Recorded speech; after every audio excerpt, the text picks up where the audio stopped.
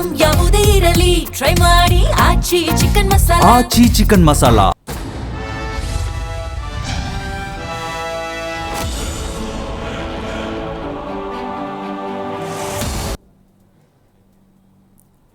ನಮಸ್ಕಾರ. ಮೆಗಾ ಸುದ್ದಿ ವಿಶೇಷ ಕಾರ್ಯಕ್ರಮಕ್ಕೆ ಸ್ವಾಗತ. ನಾನು ಹೇಮಕುಮಾರ್. ಮಧ್ಯಪ್ರಾಚ್ಯದಲ್ಲಿ ನಡೀತಾ ಇರುವಂತಹ ಯುದ್ಧ ಆಲ್ಮೋಸ್ಟ್ ಆಲ್ 1 ತಿಂಗಳಾಯಿತು. ಆದರೂ ಕೂಡ ಯುದ್ಧ ನಿಲ್ಲುವಂತಹ ಯಾವುದೇ ಲಕ್ಷಣ ಕಾಣ್ತಾ ಇಲ್ಲ. ಡೇ ಬೈ ಡೇ ಯುದ್ಧದ ತೀವ್ರತೆ ಜಾಸ್ತಿ ಆಗ್ತಿದೆ ಬಿಟ್ಟರೆ ಕಂಟಿನ್ಯೂ ಯುದ್ಧ ಆಗ್ತಾ ಇರೋದ್ರಿಂದಾಗಿ ಇಡೀ ವಿಶ್ವದಲ್ಲೇ ಜಾಗತಿಕ ಮಟ್ಟದಲ್ಲಿ ಸಾಕಷ್ಟು ಸಮಸ್ಯೆ ಎದುರಾಗ್ತಾ ಇದೆ. ಭಾರತದಲ್ಲೂ ಕೂಡ ಸಾಕಷ್ಟು ಸಮಸ್ಯೆ ಎದುರಾಗ್ತಾ ಇರುವಂಥದ್ದು. ಪೆಟ್ರೋಲ್ ಡೀಸೆಲ್ ಸಮಸ್ಯೆ ಆಗಿರ್ಬೋದು, LPG ಗ್ಯಾಸ್ ಕೂಡ ಸಿಗ್ತಾ ಇಲ್ಲ. ಈ ರೀತಿಯ ನಾನಾ ಸಮಸ್ಯೆಗಳು ಎದುರಾಗ್ತಾ ಇದೆ ಭಾರತಕ್ಕೆ.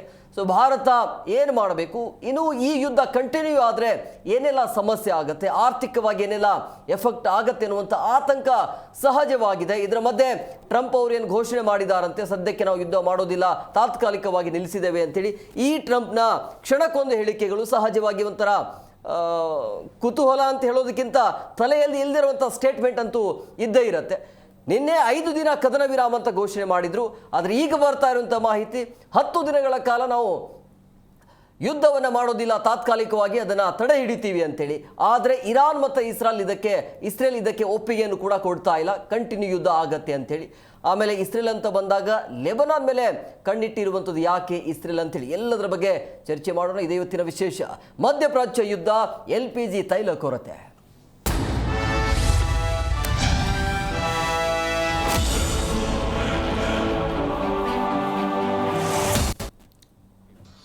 ಯುದ್ಧದ ಎಫೆಕ್ಟ್ನಿಂದಾಗಿ ಸಹಜವಾಗಿ ಜಾಗತಿಕ ಮಟ್ಟದಲ್ಲಿ ನಾನಾ ಸಮಸ್ಯೆಗಳು ಎದುರಾಗ್ತಾ ಇದೆ. ಅದರಲ್ಲೂ ಭಾರತ ಅಂತ ಬಂದಾಗ ಈಗಾಗಲೇ 50% ಹೋಟೆಲ್ಗಳು ಕ್ಲೋಸ್ ಆಗಿವೆ. ಸೊ ದೇಶದಲ್ಲಿ ಸಹಜವಾಗಿ LPG ಮತ್ತು ತೈಲ ಸಮಸ್ಯೆ ಮುಂದುವರಿತಾ ಇದೆ. ರಾಜ್ಯದಲ್ಲಿ ಬಿಗಡಾಯಿಸ್ತಿದೆ ಈ ಒಂದು LPG ಆ್ಯಂಡ್ ಪೆಟ್ರೋಲ್ ಅಭಾವ.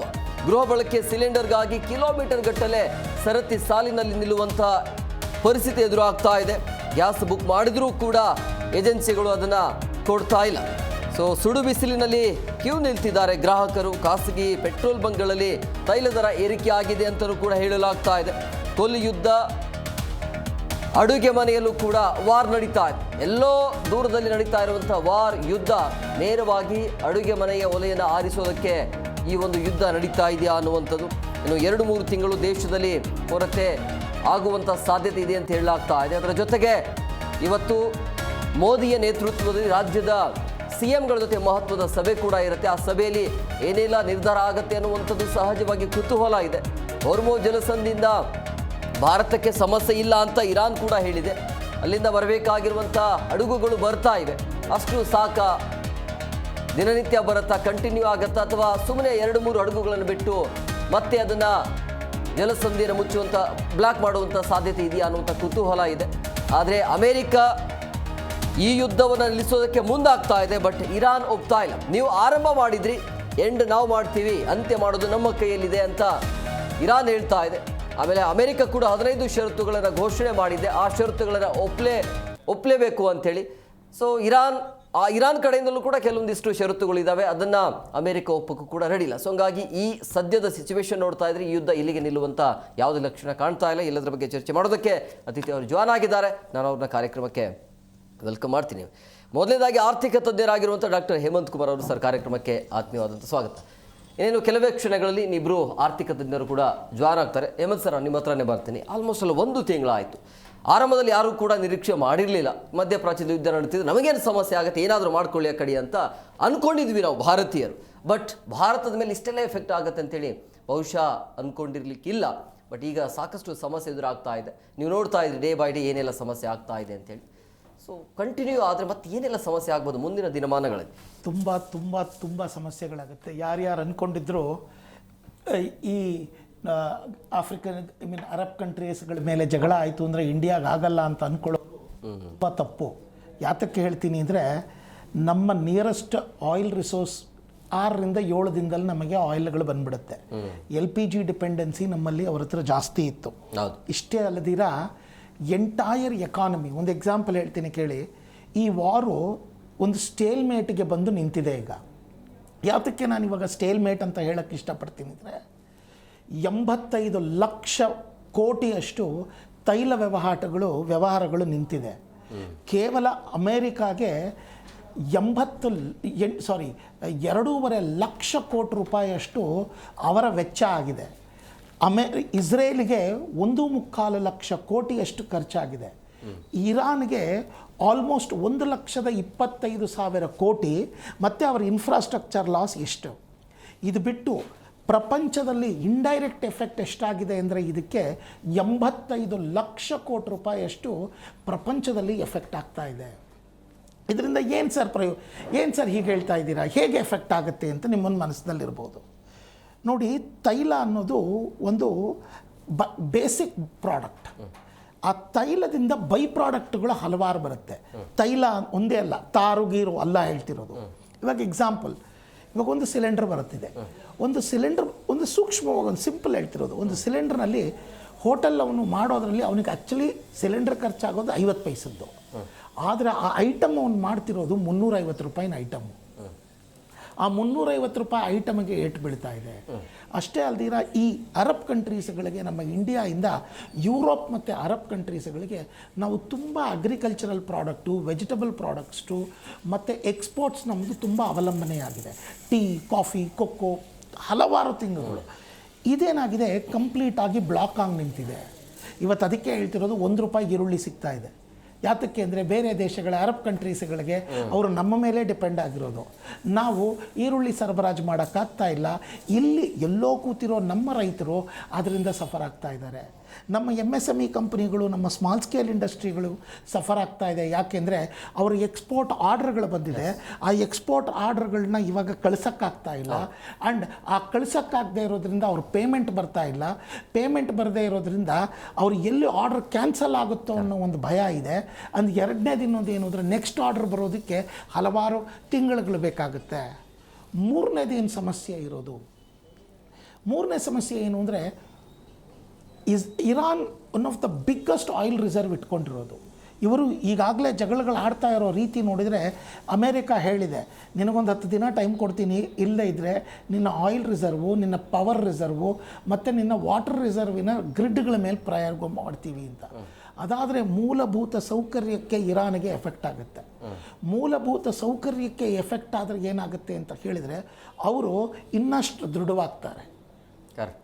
ದೃಢವಾಗಿ ಕೇವಲ ಒಂದು 21 ಮೈಲಿ, ದಟ್ ಈಸ್ 33 ಕಿಲೋಮೀಟರ್ಸ್ ಒಂದು ಹಾರ್ಮೋಸ್ ಜಾಗ ಯಾತಕ್ಕೆ ಅಮೇರಿಕಾಯಿಂದ ಬಿಡಿಸ್ಕೊಳಕ್ಕಾಗ್ತಾ ಇಲ್ಲ ಅಂದರೆ, ಪ್ರತಿಯೊಂದು ಕೇವ್ನಲ್ಲಿ, ಪ್ರತಿಯೊಂದು ಇದರಲ್ಲೂ ಲ್ಯಾಂಡ್ ಮೈನ್ಸ್ ಆಗಲಿ, ಆಟೋಮ್ಯಾಟಿಕ್ ಸೆಲ್ಫ್ ಡಿಸ್ಟ್ರಕ್ಟರ್ ಡ್ರೋನ್ಗಳಾಗಲಿ ಅಲ್ಲಿ ಬಚ್ಚಿಟ್ಟಿದ್ದಾರೆ ಅವರು.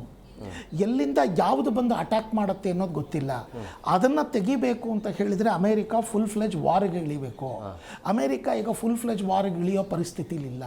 ಯಾತಕ್ಕೆ ಅಂತ ಹೇಳಿದರೆ, ಇಬ್ಬರತ್ತಿರೋ ಟ್ರಂಪ್ ಕಾರ್ಡ್ ಏನು ಇರಾನ್ ಹತ್ರ ಅಂದರೆ, ನಾನು ಸಫರ್ ಆಗೋದು ಬಿಟ್ಟು ಇಡೀ ಪ್ರಪಂಚನ ಸಫರ್ ಮಾಡ್ತೀನಿ, ನೀನು ಎಲ್ಲರೂ ನಿನ್ನನ್ನು ಬೈಯೋ ಥರ ಮಾಡ್ತೀನಿ.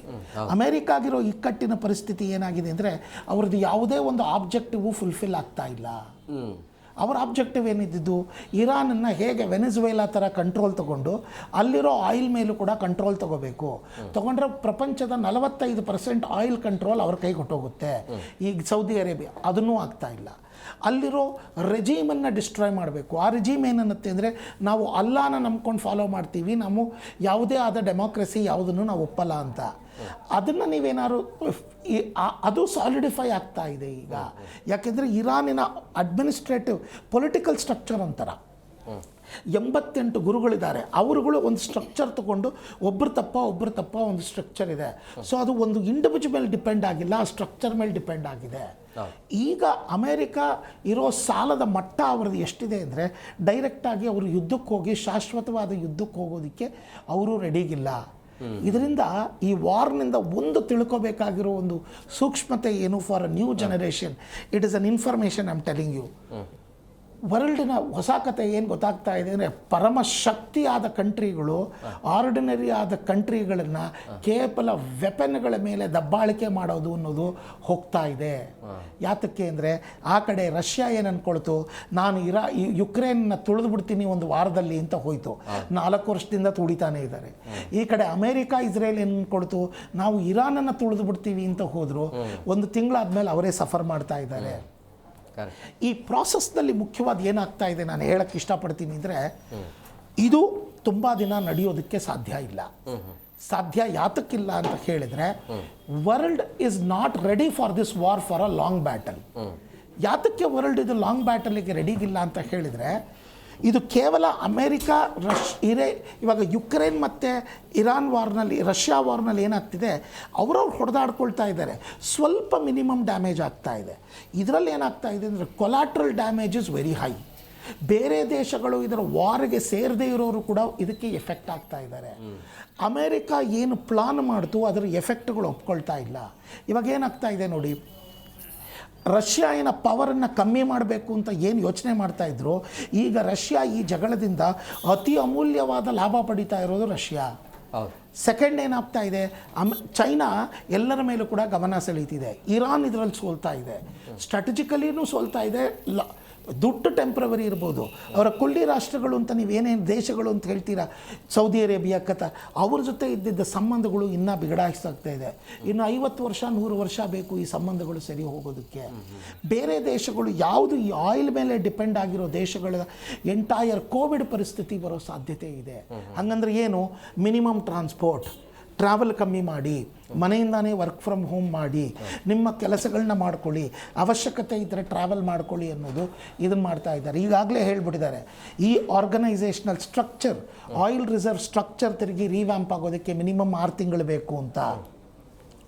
ಅದೇ ಏನಾದರೂ ಮುಖ್ಯವಾದ ಆಯಿಲ್ ರಿಸರ್ವ್ಗಳಿಗೆ ಏನಾದ್ರು ಅಟ್ಯಾಕ್ಗಳಾಗೋಯ್ತು ಅಂತ ಹೇಳಿದರೆ ಪ್ರಪಂಚದ ಕಂಪ್ಲೀಟ್ ಆರ್ಗನೈಸೇಷನಲ್ ಸ್ಟ್ರಕ್ಚರ್ಸು ವ್ಯತ್ಯಾಸಗಳಾಗೋಕ್ಕೆ ಶುರುವಾಗುತ್ತೆ. ಇಷ್ಟರಲ್ಲೂ ಇಂಡಿಯಾಗೆ ಯಾಕೆ ತುಂಬ ಮೂಲಭೂತ ಸೌಕರ್ಯದ ಪ್ರಾಬ್ಲಮ್ಮು ಅಂದರೆ, ಇಂಡಿಯಾ ಈ ಎಲ್ಲ ದೇಶಗಳ ಜೊತೆ ವ್ಯವಹಾರಗಳನ್ನು ಶಾಶ್ವತವಾಗಿ ಇಟ್ಕೊಂಡಿರೋರು. ನಮಗೆ LPG ಬರೋದು ಈ ದೇಶದಿಂದಾನೆ, ನಮಗೆ ಗ್ಯಾಸ್ ಬರೋ ದೇಶಗಳು ಇದರಿಂದಾನೆ. ಈ ದುಬೈ, ಸೌದಿ ಅರೇಬಿಯಾ, ಕತಾರ್ ಇಂಥವ್ರಿಗೆ ನಾವು ಎಕ್ಸ್ಪೋರ್ಟ್, ಭಾರತಕ್ಕೆ ಒಂದು ಪಾಠ. ನಮಗೆ ಈ 1 ತಿಂಗಳಲ್ಲಿ ನಮಗೆ ಆಗಿರೋ ಲಾಸ್ ಆಲ್ಮೋಸ್ಟ್ 1,20,000 ಕೋಟಿಯಿಂದ 1,50,000 ಕೋಟಿ. ಎಸ್, ಓಕೆ ಸರ್, ಮಾತಾಡೋಣ. ಮತ್ತೊಬ್ಬರು ಗೆಸ್ಟ್ ಜಾಯ್ನ್ ಆಗಿದ್ದಾರೆ, ನಾನು ಕಾರ್ಯಕ್ರಮಕ್ಕೆ ವೆಲ್ಕಮ್ ಮಾಡಿಬಿಡ್ತೀನಿ. ವಿದೇಶಾಂಗ ನೀತಿ ತಜ್ಞರಾಗಿರುವಂಥ ವೆಂಕಟೇಶ್ ಗೌಡರು ಸರ್, ಕಾರ್ಯಕ್ರಮಕ್ಕೆ ಆತ್ಮೀಯವಾದಂಥ ಸ್ವಾಗತ. ಸರ್ ವೆಂಕಟೇಶ್ ಸರ್, ಈಗ ಈ ಇರಾನ್ ಅಂತೂ ಸರೆಂಡರ್ ಆಗ್ತಾ ಇಲ್ಲ, ಅಮೇರಿಕ ಅಂತೂ ಹಿಂದೆ ಸರಿತಾ ಇಲ್ಲ. ಸೊ ಇದು ಕಂಟಿನ್ಯೂ ಆಗುವಂಥ ಎಲ್ಲ ಲಕ್ಷಣಗಳು ಕಂಡು ಬರ್ತಾ ಇದೆ. ಮತ್ತು ಇದರ ಎಫೆಕ್ಟ್ ಇರೋದು ನೇರವಾಗಿ ಭಾರತದ ಮೇಲೆ. ಸೊ ಏನು ಹೇಳ್ತೀರಿ, ಭಾರತ ಈ ಪರಿಸ್ಥಿತಿ ಬರೋದಕ್ಕೆ ಕಾರಣ ಏನು? ಇದು ಅವಶ್ಯಕತೆಯೋ ಅನಿವಾರ್ಯತೆಯೋ ಒಂದು ವ್ಯವಸ್ಥೆಯಲ್ಲಿ ಒಂದು ಜಾಗತಿಕ ಮಟ್ಟದಲ್ಲಿ ಇದು ನಡೀತಾ ಇರುತ್ತೆ ಕೆಲಸಮಯ. ಇದು ಒಂದು 30-40 ವರ್ಷಗಳ 50 ವರ್ಷಗಳ ಒಂದು ವೇಗದ ಗತಿಯಲ್ಲಿ ರಾಷ್ಟ್ರಗಳು ಒಂದು ರೀತಿ ಬಲಾಢ್ಯ ರಾಷ್ಟ್ರಗಳು ತನ್ನ ಪ್ರಾಬಲ್ಯವನ್ನು ಉಳಿಸ್ಕೊಳ್ಳೋದಕ್ಕಾಗಿ ತಂದೆ ಆಗ್ತಕ್ಕಂಥ ಒಂದು ರಾಜಕೀಯ ನೀತಿಗಳಿಂದ ಈ ರೀತಿಯ ರಾಷ್ಟ್ರಗಳ ಮೇಲೆ ನಡೀತಕ್ಕಂಥ ಯುದ್ಧಗಳ ಸಂದರ್ಭಗಳಲ್ಲಿ ಆಗಿರ್ತಕ್ಕಂಥ 1-2 ವಿಶ್ವ ಯುದ್ಧಗಳನ್ನ ನಾವು ನೋಡಿದ್ದೀವಿ. ಇದು ಕೇವಲ ಭಾರತಕ್ಕೆ ಅಂತಲ್ಲ, ಭಾರತ ಕೂಡ one of the situational victim ಅಂತ ಕರಿಬೋದು ಪರಿಸ್ಥಿತಿಯಲ್ಲಿ ನಾವಿವತ್ತು ಇದ್ದೀವಿ. ಹಾಗೆ ಅಂದ್ಕೊಂಡು ನಾವು ಅದರಲ್ಲಿ ತುಂಬ ಆತಂಕ ಪಡ್ತಕ್ಕಂತಹ ಸ್ಥಿತಿಯಲ್ಲೂ ನಾವೇನಿಲ್ಲ. ಕಾರಣ ಏನು ಅಂತ ಹೇಳಿದ್ರೆ, ಪ್ರಾರಂಭ ಸ್ವತಂತ್ರ ಬಂದ 1947 ಭಾರತಕ್ಕೂ 2000 ಈ ಇವತ್ತಿನ ಒಂದು 20ನೇ ಶತಮಾನ ನಂತರ 2020 ಭಾರತಕ್ಕೂ ಭಾಳ ವ್ಯತ್ಯಾಸ ಇದೆ. ರಾಜಕೀಯವಾಗಿ ಪರ್ಯಾಯವಿಲ್ಲದೆ ಪರಿಹಾರವಿಲ್ಲ ಅಂತಾರೆ. ಆಲ್ಟರ್ನೇಟಿವ್ ಇಲ್ಲದೆ there is no solution without alternative ಅಂತ ಒಂದು ಆಲ್ಟರ್ನೇಟಿವ್ ವ್ಯವಸ್ಥೆಗೆ ಭಾರತದ ರಾಜಕೀಯ ವ್ಯವಸ್ಥೆ ತನ್ನನ್ನು ಒಪ್ಕೊಂಡಿದೆ. ಇವತ್ತು ಈಗ ಎಕ್ಸಾಂಪಲ್ ನಡೆದಿರ್ತಕ್ಕಂಥ ಒಂದು 28-30 ದಿವಸಗಳ 1 ತಿಂಗಳ ಒಂದು ಕಂಟಿನ್ಯೂಸ್ ಯುದ್ಧದ ಪರಿಸ್ಥಿತಿಯಲ್ಲೂ ಕೂಡ ನಮಗೆ ಒಂದು ರೀತಿ ಪ್ಯಾನಿಕ್ ಆಗಿದ್ದಾರೆ ಮತ್ತು ಎಲ್ಲೋ ಒಂದು ಕಡೆ ಮುಂದೇನಾಗ್ಬೋದು ಅಂತಕ್ಕಂಥ ಒಂದು ಹೈಪೋಥಾಟಿಕಲ್ ಆಗಿ ಯೋಚನೆ ಮಾಡಿ ಒಂದು ರೀತಿ ಬ್ರಹ್ಮಸ್ಥಿತಿಯಲ್ಲಿ ಯೋಚನೆ ಮಾಡ್ಕೊಂಡು ನಾವು ಪ್ಯಾನಿಕ್ ಆಗ್ತಾ ಇದ್ದೀವಿ ಹೊರತು ಈ 1 ತಿಂಗಳಲ್ಲಿ ನಿಭಾಯಿಸಿದ ರೀತಿ ನೋಡಿದಾಗ ನಮ್ಮಲ್ಲಿ ನಾವು ಆಲ್ಟರ್ನೇಟಿವ್ ಅಂತಕ್ಕಂಥ ಕಂಡುಕೊಂಡಿದ್ದೀವಿ. ಒಂದು ರಾಜಕೀಯವಾದ ಆಲ್ಟರ್ನೇಟಿವ್ ಇರ್ಬೋದು. ಉದಾಹರಣೆಗೆ ಯಾವ್ಯಾವ 2 ಥರ ರಾಜಕೀಯ, ಒಂದು ವ್ಯಾವಹಾರಿಕವಾದ ಆಲ್ಟರ್ನೇಟಿವ್ ಅಂತ ಹೇಳಿದ್ರೆ ನಾವು ರಷ್ಯಾದಲ್ಲಿ ಮೇಲೆ ತಗೊಂಡಂಥ ವ್ಯವಸ್ಥೆ ಇರ್ಬೋದು, ಆಫ್ರಿಕಾಗಳ ಮೇಲೆ ಡಿಪೆಂಡ್ ಆಗಿರ್ತಕ್ಕಂಥದ್ದು ಇರ್ಬೋದು, ಅಥವಾ ನಮ್ಮ ದೇಶದಲ್ಲೇ ಆಲ್ಟರ್ನೇಟಿವ್ ಎನರ್ಜಿಗಳನ್ನು ನಾವು ಕ್ರಿಯೇಟ್ ಮಾಡ್ಕೊಂಡಿರ್ಬೋದು, ಸೋಲಾರ್ ಇರ್ಬೋದು ಅಥವಾ ಹೈಡ್ರೋ ಎಲೆಕ್ಟ್ರಿಕ್, ಅದು ಹೋಗ್ತಾ ಇರ್ತಕ್ಕಂಥ ವೇಗಳು ಎಲ್ಲ ಕಾನ್ಫಿಡೆನ್ಸ್ ಬಿಲ್ಡಪ್ಪಿಗೆ ಬೇಕು ಎಲ್ಲ ಇದೆ. ಇನ್ನು ಅದಕ್ಕೆ ಪೂರಕವಾಗಿ ಇವತ್ತು ನಾವೆಷ್ಟು ರಾಜಕೀಯ ಜಾಣ್ಮೆಯನ್ನು ಡಿಪ್ಲೊಮೆಟಿಕ್ ಥರ ನಿಪುಣತೆ ತೋರಿಸಿದ್ವೋ, ಇರಾನ್ ರಾಷ್ಟ್ರ ಕೂಡ ತನ್ನ ರಾಜಕೀಯ ಹೆಜ್ಜೆಯನ್ನು ಚೆನ್ನಾಗಿತ್ತು. ಅದೆಲ್ಲೂ ಕೂಡ ಭಾರತವನ್ನು ತಾನು ಶತ್ರು ರಾಷ್ಟ್ರ ರೀತಿಯಲ್ಲಿ ಬಿಂಬಿಸ್ಕೊಳ್ಳಿಲ್ಲ. ಅದಕ್ಕೂ ತನ್ನ ಸಂಬಂಧಗಳನ್ನು ಉಳಿಸ್ಕೊಳ್ಬೇಕು, ತೋರಿಸ್ಬೇಕಾಯ್ತು ಜಾಗತಿಕದಲ್ಲಿ. ಅದರ ಹಿನ್ನೆಲೆಯಾಗಿ ಇವತ್ತು ನಮಗೆ ಒಂದು ರೀತಿ ಪ್ಲಸ್ ಆಯಿತು.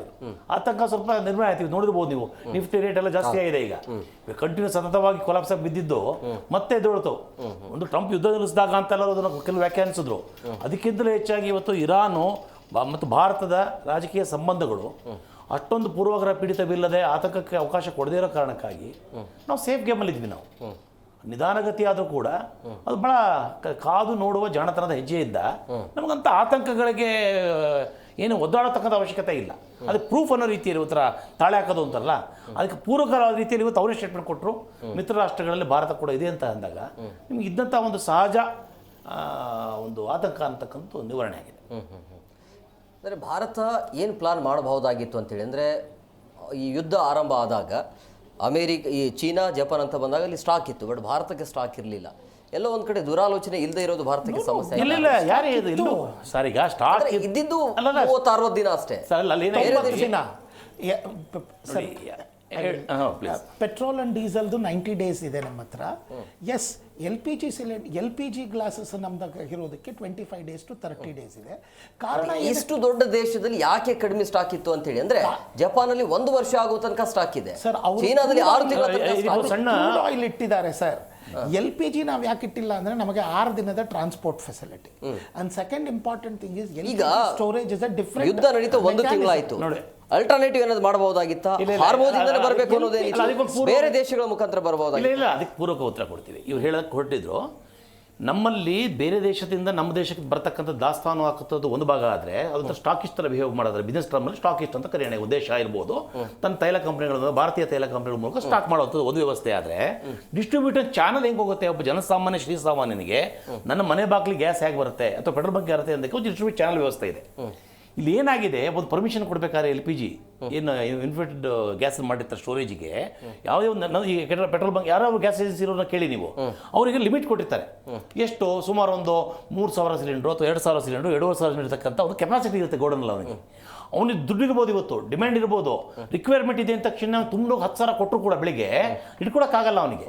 ಇಲ್ಲಿ ಏನಾಗ್ತಾ ಇದೆ, ಅತಿ ಸಡನ್ನಾಗಿ ಜನ ಪ್ಯಾನಿಕ್ ಆಗಿಬಿದ್ದು ಬೈ ಮಾಡ್ತಕ್ಕಂಥ ಸ್ಥಿತಿಗೆ ಹೋದಾಗ ಈತನಿಗೆ ಒಂದೇ ಸಲ ಜನಸಾಗರ ನಿಂತ್ಕೊಂಡು ಇರ್ತಕ್ಕಂಥ ವ್ಯವಸ್ಥೆಯಲ್ಲಿ ಕೊಡೋಕ್ಕಾಗದೆ ಡಿಸ್ಟ್ರಿಬ್ಯೂಷನ್ ನೆಟ್ವರ್ಕ್ ರಿಟೇಲ್ ಡಿಸ್ಟ್ರಿಬ್ಯೂಷನಲ್ಲಿ ಆಗಿರ್ತಕ್ಕಂಥ ಗೊಂದಲವೇ ಹೊರತು ಇದು ರಾಷ್ಟ್ರ ಮಟ್ಟದಲ್ಲಿ ಆಗಿರ್ಬೋದು ಯಾವುದೇ ಒಂದು ಡಿಸ್ಟ್ರಿಬ್ಯೂಟರ್ ಚಾನಲ್ ಸಮಸ್ಯೆ ಆಗಿಲ್ಲ.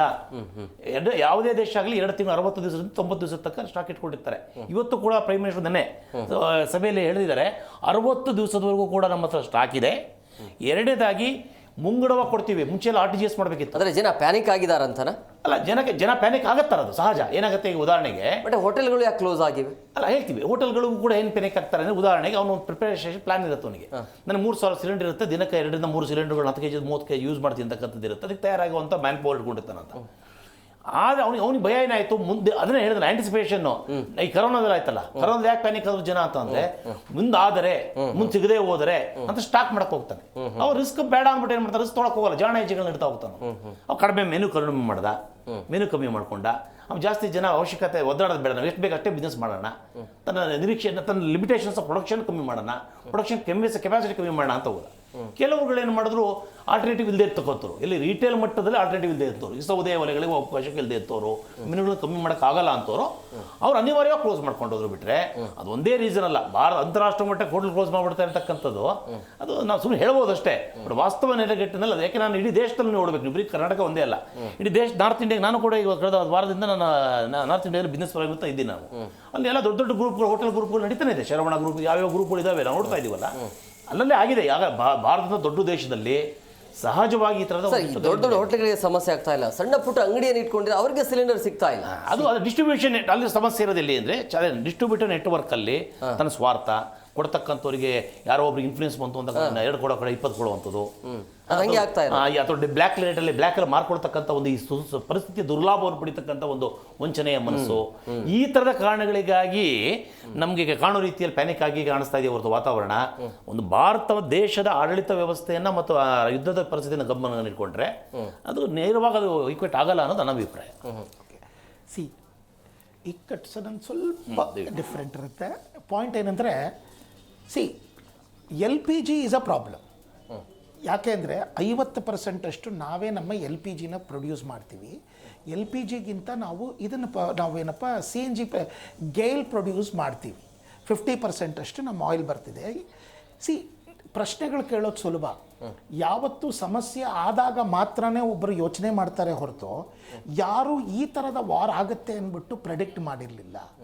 ಮತ್ತು ನಮ್ಮ ದೇಶದಲ್ಲಿ 100 ದಿನಕ್ಕೆ ಬೇಕಾದಷ್ಟು 100-120 ದಿನಕ್ಕೆ ಬೇಕಾದಷ್ಟು ಕ್ರೂಡ್ ಆಯಿಲ್ನ ಸಂಗ್ರಹಣೆ ಅಷ್ಟು ವ್ಯವಸ್ಥೆಗಳಿದೆ.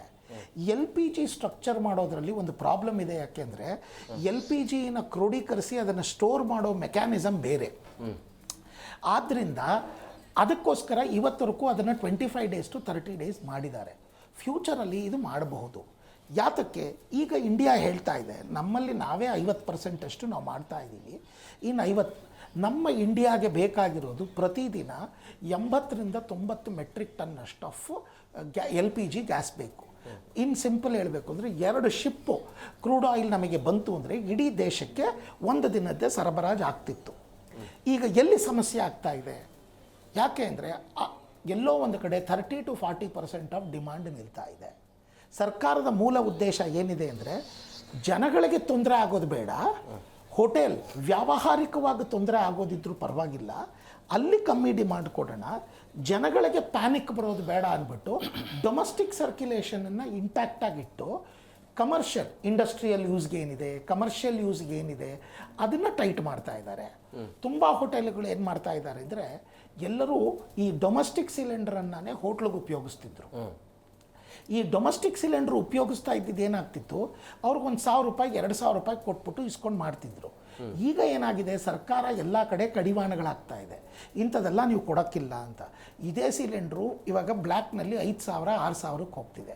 ತುಂಬ ಜನ ಈ ಸಣ್ಣ ಗ್ರಾಹಕರು ಏನಂತಾರೆ, ನಾನು ಕೊಡ್ತಿರೋದೇ ಇಡ್ಲಿ $30ಗೆ 2 ಇಡ್ಲಿ, ನಾನು $5,000 ಕೊಟ್ಬಿಟ್ಟು ಇದು ಹಾಕ್ಬಿಟ್ಟು ನನಗೆ ಮಾಡೋದು ನನಗೇನು ಗಿಟ್ತಾ ಇಲ್ಲ, ಅದ್ರ ಬದಲು ನಾನು ಮಾಡೋದೇ ಬೇಡ ಅಂತ ನಿಲ್ಲಿಸ್ತಾ ಇದ್ದಾರೆ. ದೊಡ್ಡ ದೊಡ್ಡ ಹೋಟೆಲ್ಗಳಿಗೆ ಏನಾಗಿದೆ, ಅವ್ರ ಮಾರ್ಜಿನ್ ಜಾಸ್ತಿ ಇದೆ, ಆದ್ದರಿಂದ ಅವರು ಹೋಟೆಲ್ನಲ್ಲೇ ಹೇಳ್ತಾ ಇದ್ದಾರೆ ಗ್ಯಾಸ್ ಚಾರ್ಜಸ್ ಅಂದ್ಬಿಟ್ಟು $5 $8 ಅಂತ ಒಂದು ಪ್ಲೇಟ್ಗೆ ಚಾರ್ಜ್ ಮಾಡಿ. ಅದರ ಎಫೆಕ್ಟ್ ನೇರವಾಗಿ ಗ್ರಾಹಕರ ಮೇಲೇ ಬೀಳ್ತಾ ಇದೆಯಲ್ಲ. ವರ್ಲ್ಡ್ ವಾರ್ ಅಂದಾಗ ಈಗ ನಾವು ಯಾವುದೇ ದೇಶ ನಾವು ಯಾರ ಜೊತೆನೂ ಸೇರ್ಕೊಂಡಿಲ್ಲ, ಐಸೋಲೇಟೆಡ್ ಕಂಟ್ರಿ ಅಂತ ನಾವು ಹೇಳೋಕ್ಕೆ ಆಗಲ್ಲ. ಯಾರಿಗೋ ಎಲ್ಲೋ ಕೆಮ್ಮು ಬಂತು ಅಂದರೆ ನಮಗೆ ಜ್ವರ ಇಲ್ಲಿ ಬರುತ್ತೆ, ಇದು ಸಹಜವಾದ ಗುಣ. ಯಾತಕ್ಕೆ ಇದನ್ನು ಇಷ್ಟನ್ನು ಎಕ್ಸ್ಪ್ಲೇನ್ ಮಾಡ್ತಿದ್ದೀನಿ ಅದನ್ನೇ ನಾನು ಆವಾಗಲೇ ಹೇಳ್ತಾ ಇದ್ದೆ. World has to learn this lesson.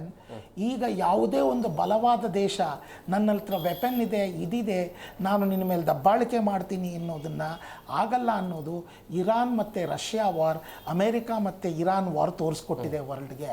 ಯಾರೂ ನಾವು ನಿಮ್ಮನ್ನು ಬುಲ್ಡೋಸ್ ಮಾಡಬಹುದು ಅನ್ನೋದನ್ನು ಆಗೋದೇ ಇಲ್ಲ.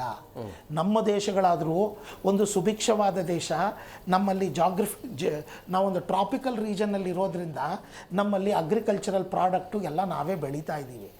ನೀವು ಸೌದಿ ಅರೇಬಿಯಾ, ಕತಾರು, ಬೆಹ್ರೇನು ಇವ್ರಿಗೆಲ್ಲ ಯೋಚನೆ ಮಾಡಿದ್ದೀರಾ? ಅವರಿಗೆ ಬೇಕಾಗಿರೋ ತಿನ್ನೋ ಅನ್ನದ ಸರಬರಾಜುಗಳು ಕೂಡ ನಮ್ಮ ದೇಶಗಳಿಂದ, ನಮ್ಮ ಪಾಕಿಸ್ತಾನ, ಬಾಂಗ್ಲಾದೇಶ, ನಮ್ಮ ದೇಶ ಇವ್ರುಗಳೇ ಅವ್ರಿಗೆ ಸಪ್ಲೈ ಮಾಡ್ತಾ ಇರೋದು. ನಾವಾದರೆ ಇನ್ನೂ ಪೆಟ್ರೋಲ್ ಬೆಲೆ, ಡೀಸೆಲ್ ಬೆಲೆಗಳು ಜಾಸ್ತಿ ಮಾಡಿಲ್ಲ. ಬೇರೆ ಎಲ್ಲ ದೇಶಗಳು ಅನಿವಾರ್ಯತೆಯಿಂದ 25-50% ಮಾಡಿದೆ. ಚೈನಾ 25% ಜಾಸ್ತಿ ಮಾಡಿದೆ. ಅಷ್ಟು ಪೆಟ್ರೋಲ್ ಮತ್ತು ರಿಸರ್ವ್ಗಳನ್ನ ಇಟ್ಕೊಂಡು ಕೂಡ. ಯಾತಕ್ಕೆ ಇಷ್ಟು ಈ ಥರ ನಡೀತಾ ಇದೆ ಅಂದರೆ ಯಾರೂ ಈ ವಾರನ್ನು ಎಕ್ಸ್ಪೆಕ್ಟ್ ಮಾಡಿರಲಿಲ್ಲ. ಅಟ್ಲೀಸ್ಟ್ ಯುಕ್ರೇನ್ ಮತ್ತು ರಷ್ಯಾ ವಾರ್ ಎಕ್ಸ್ಪೆಕ್ಟ್ ಮಾಡಿದರು. ಈ ವಾರ್ ಈ ಥರ ಸಡನ್ನಾಗಿ ಜಗಳ ಆಗುತ್ತೆ ಅಂತ ಯಾರೂ ಪ್ರಿಪೇರ್ ಆಗಿರಲಿಲ್ಲ. ಒಂದು ದೇಶಗಳು ಒಂದು ಯುದ್ಧಕ್ಕೆ ಹೋಗ್ತಾರೆ ಅಂತ ಹೇಳಿದಾಗ 2 ವರ್ಷದಿಂದಾನೇ ಆ ಯುದ್ಧದ ಕ್ರೋಢೀಕರಣಕ್ಕೋಸ್ಕರ ಮಾಡ್ಕೊಂಡಿರ್ತಾರೆ. ಈ ಯುದ್ಧ ವರ್ಲ್ಡ್ ವಾಸ್ ನಾಟ್ ಪ್ರಿಪೇರ್ಡ್. ಅದಕ್ಕೋಸ್ಕರ ಈ ಥರ ಪ್ಯಾನಿಕ್ ಆಗುತ್ತೆ. ಆದರೆ ಬೇರೆ ದೇಶಗಳಿಗೆ ಹೋಲಿಸ್ಕೊಂಡ್ರೆ ಇಂಡಿಯಾನ ಪವರ್ ಕನ್ಸಂಪ್ಷನ್, ಎಲ್ಲರೂ ನಾವು ತುಂಬ ಸೂಕ್ಷ್ಮವಾಗಿ LPG ಸಿಲಿಂಡರು, ಈ ಆಯಿಲ್ನ ಮಾತ್ರ ನೋಡ್ತಾ ಇದ್ದೀವಿ ಹೊರತು ಇದರನ್ನು ಬೇರೆ ರಿಪರ್ಕಷನ್ ಪ್ರಾಬ್ಲಮ್ಸ್ ಯಾರೂ ನೋಡ್ತಾ ಇಲ್ಲ. ನಮ್ಮ ಪ್ರೊಡಕ್ಷನ್ ಕಮ್ಮಿ ಆಗ್ತಾ ಇದೆ, ಲೇಬರ್ ಫೋರ್ಸ್ಗಳಿಗೆ ಕೆಲಸಗಳು ಸಿಗ್ತಾ ಇಲ್ಲ, ಡೈಲಿ ವೇಜರ್ಗಳಿಗೆ ಸಂಬಳ ನಿಲ್ಲುತ್ತೆ. ನೆಕ್ಸ್ಟ್ ನಮ್ಮ ಅಗ್ರಿಕಲ್ಚರಲ್ ಪ್ರೊಡ್ಯೂಸ್ ಆಗಿರೋದು MSME ಕಂಪ್ನಿಗಳು ಫಾರಿನ್ ಕಾಂಟ್ರಾಕ್ಟ್ಗಳನ್ನ ಈ ಕಂಟ್ರಿಗಳಿಗೆ ಸಪ್ಲೈ ಮಾಡೋದನ್ನು ನಿಲ್ಲಿಸ್ತಾ ಇದ್ದಾರೆ. ಬೇರೆ ದೇಶದವರು ಪ್ಯಾನಿಕ್ ಆಗ್ತಾ ಇರೋದ್ರಿಂದ ಅವರು ಅವರ ಎಕ್ಸ್ಪೋರ್ಟ್ಗಳನ್ನ ನಿಲ್ಲಿಸ್ತಾರೆ. ಇದು ಹೆಂಗೆ ಅಂದರೆ 60 ಕಿಲೋಮೀಟರ್ ಚಕ್ರದ ಸ್ಪೀಡ್ ಚಕ್ರ ಓಡ್ತಾ ಇದೆ ಅಂದರೆ 40ಕ್ಕೆ ಬಂದು 20 ಕಿಲೋಮೀಟರ್ಗೆ ಬರುತ್ತೆ. ಯಾವಾಗ ಈ ಎಕನಾಮಿಕ್ ಸೈಕಲ್ ಅಂತ ನಾವೇನು ಹೇಳ್ತೀವಿ ಅದು ನಿಲ್ತಾ ಬಂದಾಗ ವರ್ಲ್ಡ್ ಡಿಪ್ರೆಷನ್ ಕಡೆಗೆ ಹೋಗುತ್ತೆ.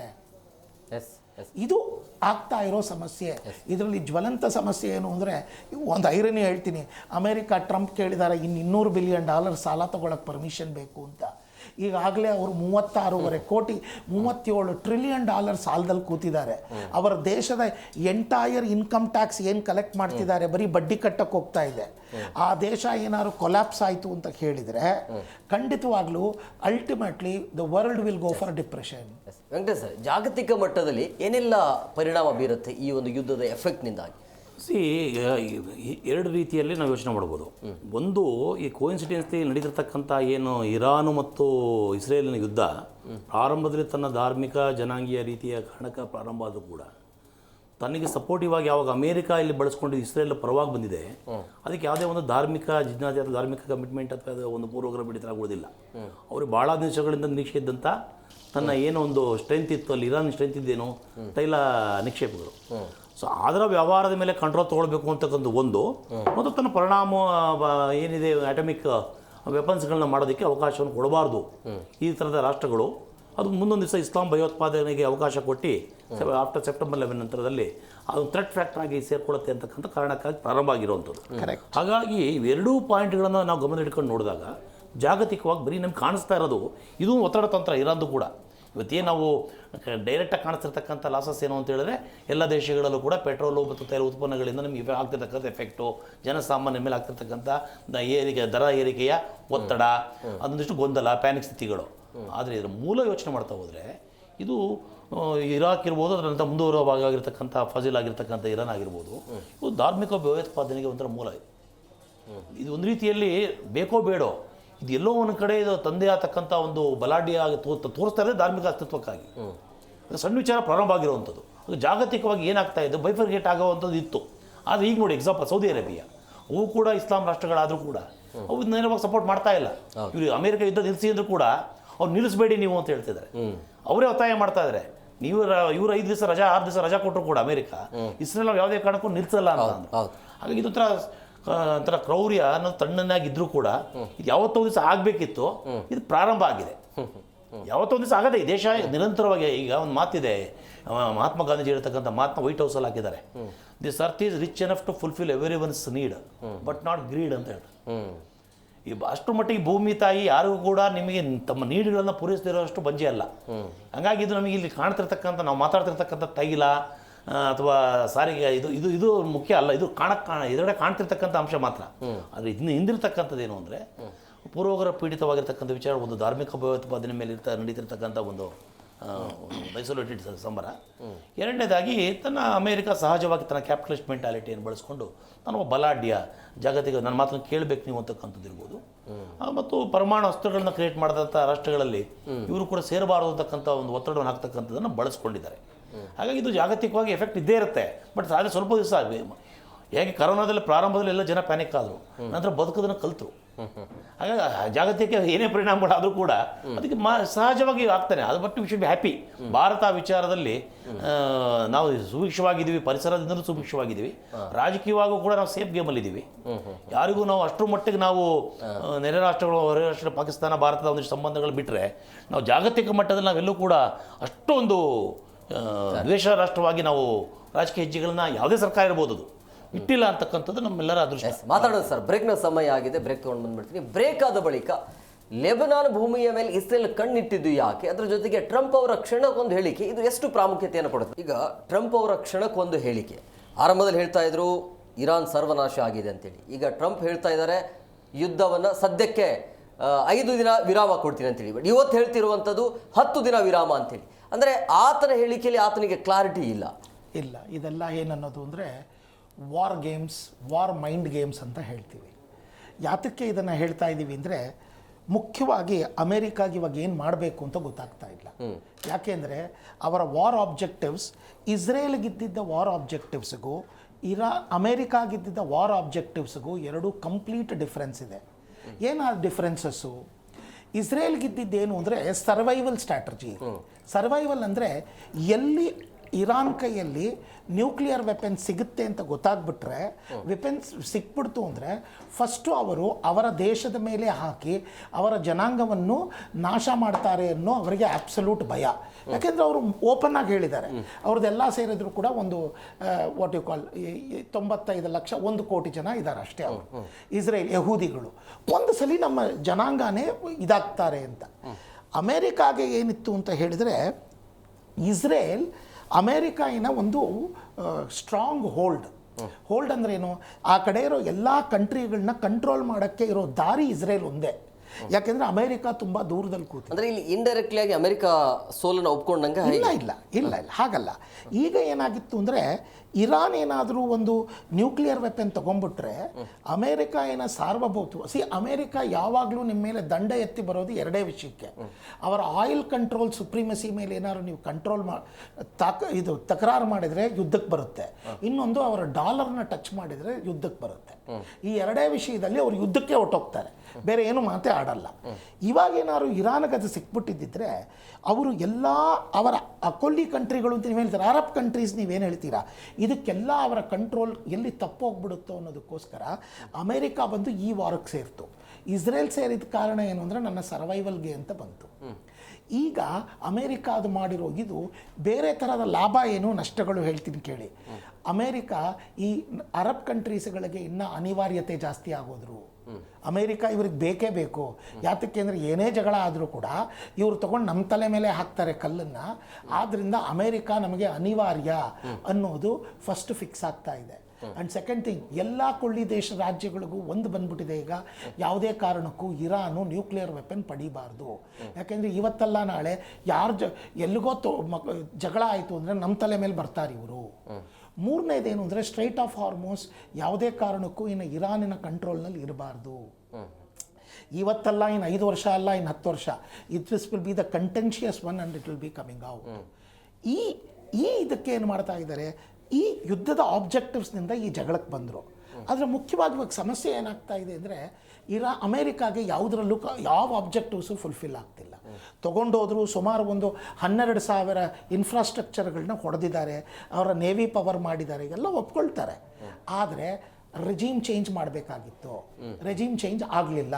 ಇನ್ಫ್ಯಾಕ್ಟ್ ಅವರ ಮಿಲಿಟ್ರಿ ಮತ್ತು ಇವರು ಇನ್ನೂ ಸ್ಟ್ರಾಂಗ್ ಆಗಿ ಕೂತಿದ್ದಾರೆ. ಎರಡನೇದೇನಾಗಿದೆ, ಸ್ಟ್ರೈಟ್ ಆಫ್ ಹಾರ್ಮೋಸನ್ನು ಇವರು ಕಂಟ್ರೋಲಿಗೆ ತೊಗೊಳಕ್ಕಾಗ್ತಾ ಇಲ್ಲ. ಇದು ಇವಾಗ ವಾರನ್ನು ಬೇಕಾದ್ರೆ ಇವ್ರಿಗೆ ಇನ್ನೂ 1 ತಿಂಗಳು ಮಾಡುವಷ್ಟು ಕೆಪಾಸಿಟಿ ಇವ್ರಿಗಿದೆ, ಅಲ್ಲ ಇನ್ನು 10 ವರ್ಷ ಮಾಡೋಕ್ಕೂ ಕೆಪಾಸಿಟಿ ಇದೆ. ಆದರೆ ಸ್ಟ್ರೈಟ್ ಆಫ್ ಹಾರ್ಮೋಸನ್ನು ಕ್ಲಿಯರ್ ಮಾಡ್ಕೋಬೇಕು ಅಂದರೆ ಇವರು ಪ್ರಾಪರ್ ಆಗಿ ಯುದ್ಧಕ್ಕೆ ಇಳಿಬೇಕು. ಆ ಯುದ್ಧಕ್ಕೆ ಅಮೇರಿಕ ಇಳಿಯುವಷ್ಟು ಎಕನಾಮಿಕ್ ಸ್ಟೆಬಿಲಿಟಿ ಇಲ್ಲ. ಆದರೆ ಇಸ್ರೇಲಿಗೆ ಗೊತ್ತು, ಮಾಡು ಇಲ್ಲವೇ ಮಡಿ ಅನ್ನೋ ಸ್ಟೇಜ್. ಈಗ ನಾವು ಇಷ್ಟು ಮುಂದೆ ಬಂದು ಇನ್ನೊಂದ್ಸಲಿ ಇರಾನ್ ಮೇಲೆ ಈ ಅವಕಾಶ ಸಿಗಲ್ಲ ನಮಗೆ, ಇರಾನನ್ನು ಬಗ್ಗ ಬಡಿಯೋದಕ್ಕೆ. ಅವರ ನ್ಯೂಕ್ಲಿಯರ್ ಪ್ಲಾಂಟ್ಗಳನ್ನ ಡಿಸ್ಮ್ಯಾಂಟಲ್ ಮಾಡಬೇಕು ಅಂತ ಅವರು 600 ಮೀಟರ್ಸ್ ಒಳಗೆ ಅವರ ಯುರೇನಿಯಂ ಪ್ಯೂರಿಫಿಕೇಷನ್ ಎಲ್ಲ ಮಾಡಿಟ್ಟಿದ್ದಾರೆ. ಯಾಕೆ ಅಂದರೆ ಅವ್ರಿಗೆ ಗೊತ್ತು ಅಮೇರಿಕನ್ ಹತ್ರ B-2 ಬಾಂಬರ್ಸ್ ಇದೆ, ಎಷ್ಟು ಲೆವೆಲ್ವರೆಗೂ ಅದು ಬಾಂಬ್ ಮಾಡ್ಬೋದು ಅನ್ನೋದು 3ರಷ್ಟು ಒಳಗೆ ಅವರು ಪ್ಲಾನ್ ಮಾಡಿಟ್ಟಿದ್ದಾರೆ. ಈಗ ಪ್ರಪಂಚದ ವರ್ಲ್ಡ್ ಈ ಪ್ರಾಬ್ಲಮ್ ಸಾಲ್ವ್ ಆದರೂ ಕೂಡ ಅದಕ್ಕೆ ಅಮೇರಿಕ ಇವಾಗ ಏನು ಮಾಡ್ತಾ ಇದೆ, ನಾನು ಫಸ್ಟು ರಾಜತಾಂತ್ರಿಕತೆಯಿಂದ ಮಾಡೋಕ್ಕಾಗತ್ತಾ ನೋಡ್ತಾ ಇದ್ದೀನಿ. ಆದರೆ ಸೈಮಲ್ಟೇನಿಯಸ್ಲಿ ಅವರು ಬೂಟ್ಸ್ನ ಇಡ್ತಾ ಇದ್ದಾರೆ. ಇವಾಗ ಯಾವುದಕ್ಕೂ ಅವರು ಬಗ್ತಾನೇ ಇಲ್ಲ ಅಂತ ಹೇಳಿದರೆ ದ ನೆಕ್ಸ್ಟ್ ಥಿಂಗ್ 100% ನೀವು ಶೋರ್ ಆಗಿರ್ಬೋದು, ಅವರ ಎನರ್ಜಿ ಇನ್ಫ್ರಾಸ್ಟ್ರಕ್ಚರ್, ಅವರ ವಾಟರ್ ಇನ್ಫ್ರಾಸ್ಟ್ರಕ್ಚರ್ ಮತ್ತು ಅವರ ರಿಫೈನರಿ ಇನ್ಫ್ರಾಸ್ಟ್ರಕ್ಚರ್ನ ಹೊಡಿತಾರೆ. ಫಸ್ಟ್ ಅವರು ಯಾತಕ್ಕೆ, ಜನಕ್ಕೆ ಕರೆಂಟ್ ಇಲ್ಲ, ವಾಟರ್ ಇಲ್ಲ. ಹೇಗೆ ನಮ್ಮ ಮೂಲಭೂತ ಸೌಕರ್ಯ ನಾವು ನೋಡ್ತಿರೋದೇನು, ನಮಗೆ ಸಿಲಿಂಡರ್ ಸಿಗ್ತಿಲ್ಲ, ನಮಗೆ ಊಟಕ್ಕೆ ತೊಂದರೆ ಆಗ್ತಿದೆ, ಜನ ದಂಗೆ ಹಂಗಾದರೂ ಹೇಳ್ತಾರಾ ಅಂತ ನೋಡ್ತಾರೆ. ಅದಕ್ಕೂ ಜನ ದಂಗೆ ಹೇಳದೇ ಇದ್ದರೆ ಅವರ ಮೂಲಭೂತ ಸೌಕರ್ಯ ಏನು, ಅವ್ರ ರಿಫೈನರಿಗಳನ್ನ ಹೊಡಿತಾರೆ. ನನಗೆ ಆದಾಯನೇ ಬರಲ್ಲ ಅಂತ ಹೇಳಿದರೆ ಅವರ ದೇಶ ಅನಿವಾರ್ಯತೆಯಾಗಿ ಕ್ಲೋಸ್ ಆಗುತ್ತೆ. ಇದೇ ರೀತಿ ಸತತವಾಗಿ 60 ವರ್ಷ ಮುಂದೆ ಹೋಗ್ತಾ ಹೋಗ್ತಾ ಭಯಂಕರ ಇದೆ ಅಂತ ಭಯಂಕರ ಇದೇ ಭಯಂಕರವಾಗಿ ಕ್ಯೂಬಾನ 60 ವರ್ಷದಿಂದ ದಬ್ಬಾಳಿಕೆ ಅಮೆರಿಕ ಮಾಡ್ತಾ ಇದೆ. ಅದೇ ಪ್ರಶ್ನೆ ನಿಮ್ಮ ಪ್ರಶ್ನೆಗೆ ಸೀಮಿತವಾಗಿ ಯೋಚನೆ ಮಾಡಿದಾಗ ಮೊದಲು ಎಲ್ಲರಿಗೂ ಗೊತ್ತಿದೆ, ಅರ್ಥ ಮಾಡ್ಕೊಳ್ಬೇಕು, ಇದು ನೇರವಾಗಿ ಅಮೇರಿಕಕ್ಕೂ ಮತ್ತು ಇರಾನ್ಗೂ ನಡೀತಿರ್ತಕ್ಕಂಥ ಯುದ್ಧ ಅಲ್ಲ. ಇಸ್ರೇಲ್ ನೇರವಾಗಿ ಹೇಳಬೇಕು ಅಂದರೆ the fight between Israel and Iran. America ಇಸ್ರೇಲಿನ ಸಪೋರ್ಟಿವ್ ನೆಪದಲ್ಲಿ ಬಂದರೂ ಕೂಡ ತನ್ನ ಒಳಗಡೆ 2 ಇಂಟೆನ್ಷನ್ನ ಕ್ಲಾರಿಟಿಯಾಗಿ ಇಟ್ಕೊಂಡಿದೆ. ಸರ್ ಹೇಳಿದಾಗೆ ಒಂದು ತೈಲ ಅದ್ರ ಮೇಲೆ ಕಂಟ್ರೋಲ್ ಇಟ್ಕೊಳ್ಳುವಂಥದ್ದು, ನ್ಯೂಕ್ಲಿಯರ್ ವೆಪನ್ನ ಫ್ರೀಡಮ್ನ ಕೊಡಬಾರ್ದು ಅಂತಕ್ಕಂಥದ್ದು. ಮತ್ತು ಇದು ಪಾರ್ಟ್ ಆಫ್ ಎ ಸ್ಟ್ರಾಟಜಿ. ಈ ನಮ್ಮಲ್ಲಿ ಬ್ಯಾಡ್ ಕಾಪ್ ಗುಡ್ ಕಾಪ್ ಅಂತ ಒಂದು ಕಾನ್ಸೆಪ್ಟ್ ಇದೆ. ಅಂದರೆ ನೀ ಹತ್ತಂಗೆ ಮಾಡೋಣ ಸತ್ತಂಗೆ ಮಾಡ್ತಿದ್ದೇನೆ ನೋಡಿ. ಇವರು ವಿರಾಮ ಅಂತ ನೀವು ಹೇಳಿದ ಪ್ರಶ್ನೆ 5 ರಿಂದ 6 ದಿವಸ ವಿರಾಮ ಕೊಡತಕ್ಕಂಥದ್ದು ಗ್ಲೋಬಲಿ ವಿಶ್ವಸಂಸ್ಥೆಯನ್ನು ಮನಸ್ಸಲ್ಲಿ ಇಟ್ಕೊಂಡಂಗೆ ಪ್ರಪಂಚದ ನೈತಿಕರ ಮೇಲೆಗಡೆ ನಾನು ಇದ್ದೀನಿ ನೋಡಿ, ನಾನು ಸ್ಪೇಸ್ ಕೊಟ್ಟೆ, ಅವರಿಗೆ ರಿಲ್ಯಾಕ್ಸ್ ಆಗಿರೋ ಅವಕಾಶ ಕೊಟ್ಟೆ, ಷರತ್ತು ಕೊಟ್ಟೆ, ಷರತ್ತುಗಳಿಗೆ ಕೂತ್ಕೊಂಡು ಸಂಧಾನಕ್ಕೆ ಅವಕಾಶ ಕೊಟ್ಟಿದ್ದೆ ನಾನು. ಆ ಸ್ಪೇಸ್ ಹೆಂಗೆ ಕೃಷ್ಣ ಹೆಂಗೆ ಮಹಾಭಾರತದಲ್ಲಿ ತನ್ನ ಸಂಧಾನಕ್ಕಾಗಿ ಹೋಗ್ತಾನೋ, ಹೊತ್ತವನು ಯುದ್ಧ ಆಗುತ್ತೆ ಅಂತ ಕೌರವ ಪಾಂಡವರ ನಡುವೆ, ಆದರೂ ಕೂಡ ಒಂದು ಸಂಧಾನ ಸೂತ್ರ ಹಿಡ್ಕೊಂಡು ಕೃಷ್ಣ ಹೇಗೆ ಕೂರ್ತಾನೋ, ಹಂಗೆ ಇವನೇನು ಮಾಡ್ತೀನಿ, ನಾನು ಕೂಡ ಇದ್ದೆ ನೋಡಿ. ನಿಮಗೆ ಜನ ನಾಳೆ ಟ್ರಂಪ್ ಒಬ್ಬ ತೊಗೊಳಕ್ ದರ್ಬಾರ್ ಮಾಡ್ದ ಅಥವಾ ಜಾಗತಿಕ ಮಟ್ಟದ ವ್ಯಾಲ್ಯೂ ಕಮ್ಮಿ ಆಗಬಾರ್ದು ಅಂತ ನನ್ನ ಹೆಜ್ಜೆ ಇಡ್ತಾನೆ. ಅದು ಇದೇ ಸ್ಟ್ರಾಟಜಿ ಆಫ್ ಎನಿ ಕಂಟ್ರಿ. ಯಾಕೆಂದ್ರೆ ಅವ್ರು ನೇರ ಫೈಟ್ ಏನಿಲ್ಲ ಅಲ್ಲಿ, ಕಂಟ್ರೋಲ್ ತೊಗೊಳ್ಳೋ ಉದ್ದೇಶನೇ ಹೊರತು, ಭಯೋತ್ಪಾದನೆ ಅವ್ರದ್ದು ಉದ್ದೇಶನೇ ಹೊರತು ಅವ್ರು ಸಾಯಿಸೋದಲ್ಲ. ಅದಕ್ಕೆ ಅವಕಾಶ ಕೊಟ್ವಿ ಅನ್ನೋದಕ್ಕೆ 5 ದಿವಸ. ಆದರೆ ಇಸ್ರೇಲ್ ನಿಲ್ಲಿಸಿಲ್ಲ. ಅವ್ರು ನಿಲ್ಲಿಸ್ಬೋದಿತ್ತು ಮನಸ್ಸು ಮಾಡಿ. ನಿಜವಾಗ್ಲೂ ಇದು ಯುದ್ಧ ವಿರಾಮವೇ ಆಗಿದ್ದರೆ, ಕದನ ವಿರಾಮವೇ ಆಗಿದ್ದರೆ ಅಮೆರಿಕ ತಾಕೀತು ಮಾಡ್ಬೋದಿತ್ತು. 5 ದಿವಸ ನಿಲ್ಲಿಸ್ತಾ ಇವಪ್ಪ, ನೀನು ಮಾಡಬೇಡ ಅನ್ಬೋದಿತ್ತು. ಅವ್ರು ಮಾಡಿಲ್ಲ ಅನ್ನೋದೇ ಅರ್ಥ ಆಯ್ತು ಅನ್ಸುತ್ತೆ. ಅಂದರೆ ಬ್ಯಾಡ್ ಕಾಪ್ ಗುಡ್ ಕಾಪ್, ನೀನು ಮಾಡ್ತಾ ಇರು, ನಾನು ಸೊಸೈಟಿಯಲ್ಲಿ ತೋರ್ಸಕ್ಕೆ ಹಿಂಗೆ ಇರ್ತೀನಿ ಅನ್ನೋದು ಒತ್ತಡ. ಈಗ ಇನ್ನೊಂದು part of strategy.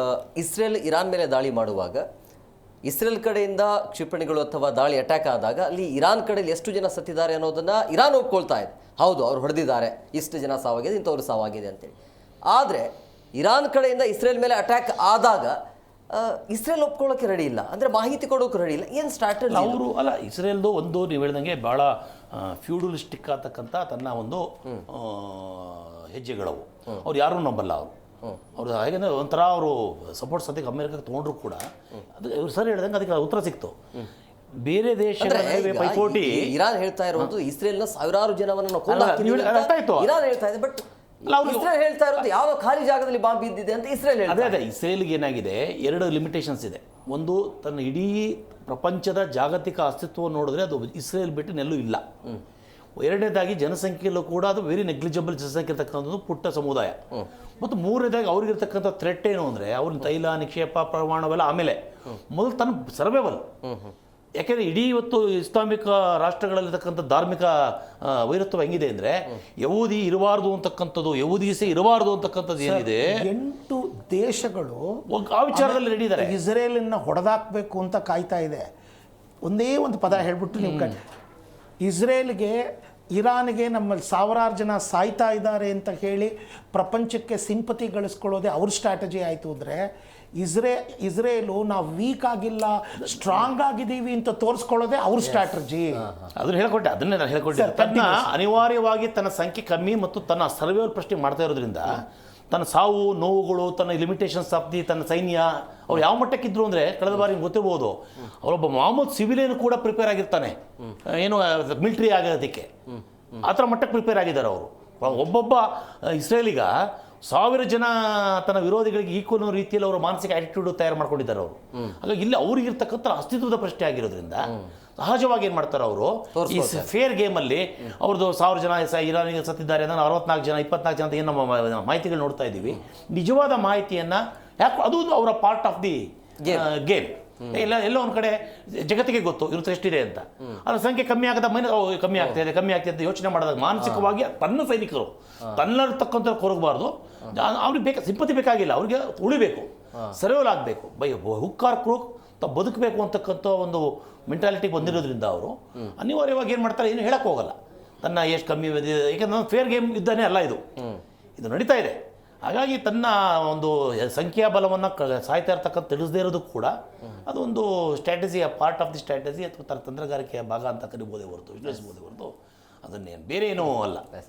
Hemant sir, ಆರ್ಥಿಕತೆಯಲ್ಲಿ ಎಷ್ಟು ಎಫೆಕ್ಟ್ ಆಗುತ್ತೆ ಈ ಒಂದು ಯುದ್ಧ? ತುಂಬ ಆಗುತ್ತೆ. ವರ್ಲ್ಡ್ ಅಂದರೆ ಈಗ ಇರಾನ್ ಇಸ್ರೇಲ್ ಪುಟಿದೇಳಬೇಕು ಅಂತ ಹೇಳಿದ್ರೆ, ಸರಿ ಹೋಗಬೇಕು ಅಂತ ಹೇಳಿ ಎಷ್ಟು ವರ್ಷ ಬೇಕಾಗುತ್ತೆ? ಓಕೆ, ಒಬ್ಬೊಬ್ಬರದಾಗ ನಾನು ಹೇಳ್ತೀನಿ. ಇರಾನ್ ಅವರ ಆಯಿಲ್ ರಿಫೈನರಿ ಮತ್ತು ಅವರನ್ನು ರೀಸ್ಟ್ರಕ್ಚರ್ ಮಾಡ್ಕೊಳ್ಳೋಕ್ಕೆ ಬರೀ ಆಯಿಲ್ ಪ್ರೈಮರಿ ರೆವೆನ್ಯೂ 4 ರಿಂದ 5 ವರ್ಷ ಬೇಕು. ಅದು ಚೈನಾ ಮತ್ತು ರಷ್ಯಾ ಕಂಪ್ಲೀಟಾಗಿ ಸಪೋರ್ಟ್ ಮಾಡಿದರೆ. ಆದರೆ ಅವರ ಇನ್ಫ್ರಾಸ್ಟ್ರಕ್ಚರಲ್ ಡೆವಲಪ್ಮೆಂಟು ಇನ್ನೂ 50 ವರ್ಷ ಬೇಕು.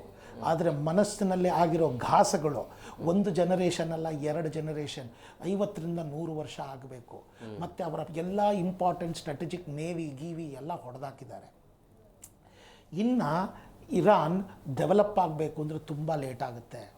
ವಿತ್ ರೆಸ್ಪೆಕ್ಟ್ ಟು ಇಸ್ರೇಲ್ ಅವರಿಗೆ ನನಗೆ ನನ್ನ ಲೈಫ್ ಸ್ಟೈಲ್ ಕಮ್ಮಿ ಇರ್ಬೋದೇ ಹೊರತು, ಆದರೆ ನನ್ನ ಉಳಿವಿಗೆ ತೊಂದರೆ ಇಲ್ಲ ಅಂತ ಹೇಳಿದರೆ ಅವರು ಎಲ್ಲದರಲ್ಲೂ ವಾರ್ ಮಾಡ್ತಾರೆ.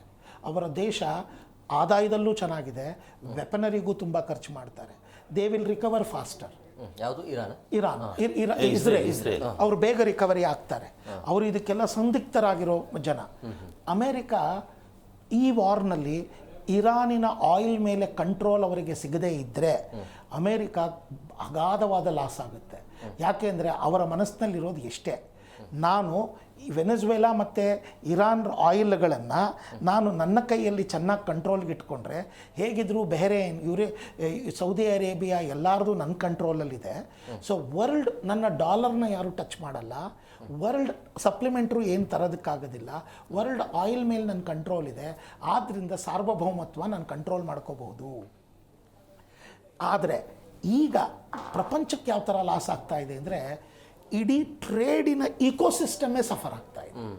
ಟ್ರೇಡಿನ ಈಕೋಸಿಸ್ಟಮೇ ಸಫರ್ ಆಗ್ತಾ ಇದೆ. ಯಾಕೆಂದರೆ ಯುರೋಪಿಗೆ ಸಲ್ಲಬೇಕಾಗಿರೋ ಏನಪ್ಪ ಕ್ರೂಡ್ ಆಯಿಲ್ಲು ಇದು ಸಿಗ್ತಾ ಇಲ್ಲ. ಇವಾಗ ಯುರೋಪ್ ಕೇಳ್ತಾ ಇದೆ ರಷ್ಯಾನ ನನಗೆ ಆಯಿಲ್ ಸಪ್ಲೈ ಮಾಡು ಅಂತ. ಅಮೇರಿಕಾ ನೋಡಿ ಹೇಗೆ ತಿಳಿಯುತ್ತೆ ಅಂದರೆ ರಷ್ಯಾ ಹೇಳ್ತಾ ಇದೆ ನಾನು ಆಯಿಲ್ ಕೊಡೋಕ್ಕೆ ರೆಡಿ, ಆದರೆ ಕೇವಲ 1 ತಿಂಗಳು 2 ತಿಂಗಳು ಕೇಳಬೇಡಿ, ಲಾಂಗ್ ಟರ್ಮ್ 50 ವರ್ಷಕ್ಕೆ ನನಗೆ ಆಯಿಲ್ ಸಪ್ಲೈ ಕೊಡ್ತೀನಿ ಅಂತ ಅಗ್ರಿಮೆಂಟ್ ಮಾಡಿಕೊಂಡ್ರೆ ನಾನು ಇವಾಗ ಆಯಿಲ್ ಕೊಡ್ತೀನಿ, ಇಲ್ಲ ನಿಮಗೆ ಇವಾಗ ಆಯಿಲೇ ನಾನು ಕೊಡಲ್ಲ ಅಂತ ಇದೆ. ಯಾಕೆ ಇವಾಗ ನೋಡಿ, ಇನ್ನು ಈ ವಾರ್ 1 ತಿಂಗಳು 2 ತಿಂಗಳು ಏನಾದ್ರು ನಡೀತು ಅಂದರೆ ವರ್ಲ್ಡ್ ಈಕ್ವೇಷನ್ಸ್ ಚೇಂಜ್ ಆಗುತ್ತೆ. ಆ ಈಕ್ವೇಷನ್ಗಳು ಚೇಂಜ್ ಆದಾಗ ಇರಾನ್ ಈಗಲ್ಲ ಇನ್ನು ಸ್ವಲ್ಪ ದಿನಕ್ಕೆ ವೀಕ್ ಆಗೇ ಆಗುತ್ತೆ. ಆದರೆ ಇರಾನ್ ಹತ್ರ ಇರೋ ಮುಖ್ಯವಾದ ಏನು ಅಂದರೆ ಆ ರಿಜೀಮ್ ಉಳ್ಕೊಂಡ್ರೆ ಆ ರಿಜೀಮಲ್ಲಿ ಬ್ಯಾಲಿಸ್ಟಿಕ್ ಮಿಸೈಲ್ ಮಾಡೋ ಟೆಕ್ನಾಲಜಿಗಳು ಗೊತ್ತಿದೆ. ನನ್ನನ್ನು ಮೋಸ ಮಾಡ್ಬೋದು, ಇವತ್ತು ನನ್ನ ತಲೆನ ನೀವೇನು ತೆಗಿಯೋಕ್ಕಾಗಲ್ವಲ್ಲ. ಆ ದೇಶದಲ್ಲಿ ನ್ಯೂಕ್ಲಿಯರ್ ರಿಫೈನರಿ ಮಾಡೋದೆಲ್ಲ ಬಂದಿದೆ. ಅದು ಯಾವತ್ತಿದ್ರೂ ತೊಂದರೆ ಆಗುತ್ತೆ. ಆದರೆ ಎಕನಾಮಿಕಲಿ ಆ ದೇಶ ಡಿಸ್ಮ್ಯಾಂಟಲ್ ಆಗುತ್ತೆ. ನಾನು ಅದನ್ನು ನೀವು ಹೇಳೋ ಪ್ರಶ್ನೆ ಅರ್ಥೈಸೋದಾದರೆ, ಬೇರೆ ರೀತಿಯಲ್ಲಿ ಹೇಳೋದಾದರೆ, ಇರಾಕ್ನ ನಂತರದ ಸದ್ದಾಂ ಹುಸೇನ್ ನಂತರದಲ್ಲಿ ಇರಾಕು ಹೇಗೆ ತನ್ನ ಪಡೆದೇಳಕ್ಕೆ ಸಾಧ್ಯ ಆಗಿಲ್ವೋ, ಇದು ವ್ಯಕ್ತಿ ಕೇಂದ್ರಿತವಾಗತಕ್ಕಂಥ ಒಂದು ಧಾರ್ಮಿಕ ಇಗ್ನೇಟೆಡ್ ಕಂಟ್ರಿ ಆಗಿರೋದ್ರಿಂದ ಒಬ್ಬ ಖಮೇನಿ ಹೋದ ನಂತರ ಇನ್ನೊಬ್ಬ ಖಮೇನಿ ಸೃಷ್ಟಿ ಆಗೋದು ಭಾಳ ಟೈಮ್ ತೊಗೊಳುತ್ತೆ. ಆದರೆ ಇಸ್ರೇಲ್ನವ್ರ ಮೆಂಟಾಲಿಟಿ ಹೇಗೆ ಅಂದರೆ ಒಬ್ಬ ನೇತೆ ಏನೂ ಅಲ್ಲ, ಅಲ್ಲಿ ಪ್ರತಿಯೊಬ್ಬ ಇಸ್ರೇಲಿಗ ಕೂಡ ತನ್ನ ನೇತೆಯನ್ನು ಥರ ಕೆಲಸ ಮಾಡ್ತಾನೆ. ಪ್ರತಿಯೊಬ್ಬ ಇಸ್ರೇಲಿಯ ಎಂಥ ಒಬ್ಬ ಕಾಮನ್ ಮ್ಯಾನಲ್ಲೂ ಕೂಡ ತನ್ನ ಸರ್ವೈವಲಿನ ಅನಿವಾರ್ಯತೆ ಗೊತ್ತಿರೋದ್ರಿಂದ ಆತ ಒಬ್ಬ ನೇತೆಯನ್ನು ರೋಲ್ನ ತೊಗೊಂಡು ಮಾಡ್ತಾನೆ. ಅದು ಇಲ್ಲಿ ಆಗಲ್ಲ. ಒಬ್ಬ ಕಮ್ಮಿನಿ ಯಾಕೆ ಅವರಲ್ಲೇ ಆಂತರಿಕ ಪಿಕೆಟ್ ನೋಡಿದ್ವಿ ನಾವು ಕಳೆದ 6 ತಿಂಗಳ ಹಿಂದೆ. ಇರಾನ್ನಲ್ಲೇ ಒಂದು ಗುಂಪು ಖಿಮಾನಿ ಆಡಳಿತದ ಸರ್ವಾಧಿಕಾರತ್ವದ ವಿರುದ್ಧ, ಧಾರ್ಮಿಕ ಸೆಂಟ್ರಲೈಸ್ಡ್ ರಾಜನೀತಿ ವಿರುದ್ಧ ಅಲ್ಲಿನ ಯುವಕರೇ ಹೊರಗೆ ಬಿದ್ದಿದ್ರು, ಎಷ್ಟು ಹೋರಾಟ ಕೇಳಿದ್ರು. ಹಾಗಾಗಿ ಇಲ್ಲಿ ಒಬ್ಬ ಕಮೇನಿ ಏನು ಮಾಡಿದ್ದೇ ಕೆಲಸ ಇರ್ಬೋದು. ಯುದ್ಧ ಗೆಲ್ಲಕ್ಕಿಂತ ಮುಂಚೆ ಕ್ಯಾಪ್ಟನ್ ನೋಡಿದ್ರು. ಅವ್ರ ಉದ್ದೇಶ ಏನಂದ್ರೆ ಮಾನಸಿಕವಾಗಿ ಇವ್ರನ್ನ ಇಡೀ ಕುಟುಂಬವನ್ನೇ ತೆಗೆದ್ರ ಮೂಲಕ ಒಂದು ಭಯ ಓಡಿಸ್ಬೇಕಾಗಿತ್ತು ಅವ್ರಿಗೆ ಗೊತ್ತು, ನಾಳೆ ಅಕಸ್ಮಾತ್ ಯುದ್ಧ ನಿಂತರೂ ಕೂಡ ಅದನ್ನ ವಿರಾಮ ಆಗೋ ಸಂಧಾನ ಆಗೋ ಇನ್ನೊಬ್ಬ ಕಮೇನಿ ಹುಟ್ಟಿ ಆ ಮಟ್ಟದ ಪ್ರಾಬಲ್ಯ ಗಳಿಸಿ ಜನ ಗಳಿಸೋ ಅಷ್ಟೊತ್ತಿಗೆ ಇಟ್ ವಿಲ್ ಟೇಕ್ 1 ಜನರೇಷನ್ ಅಂತ ಗೊತ್ತು.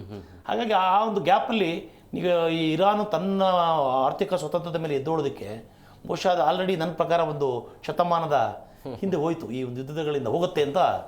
ಮತ್ತೆ ಯಾಕೆ ಸರೆಂಡರ್ ಆಗ್ತಾ ಇಲ್ಲ ಅಂತ ಅನಿಸುತ್ತೆ ಇರಾನು? ಆಯ್ತು ಇದರ ಮಾತುಕತೆಯಲ್ಲಿ ಬಗೆಹರಿಸೋಣ ಅಂತ ಯಾಕೆ ಮುಂದೆ ಬರ್ತಾರೆ?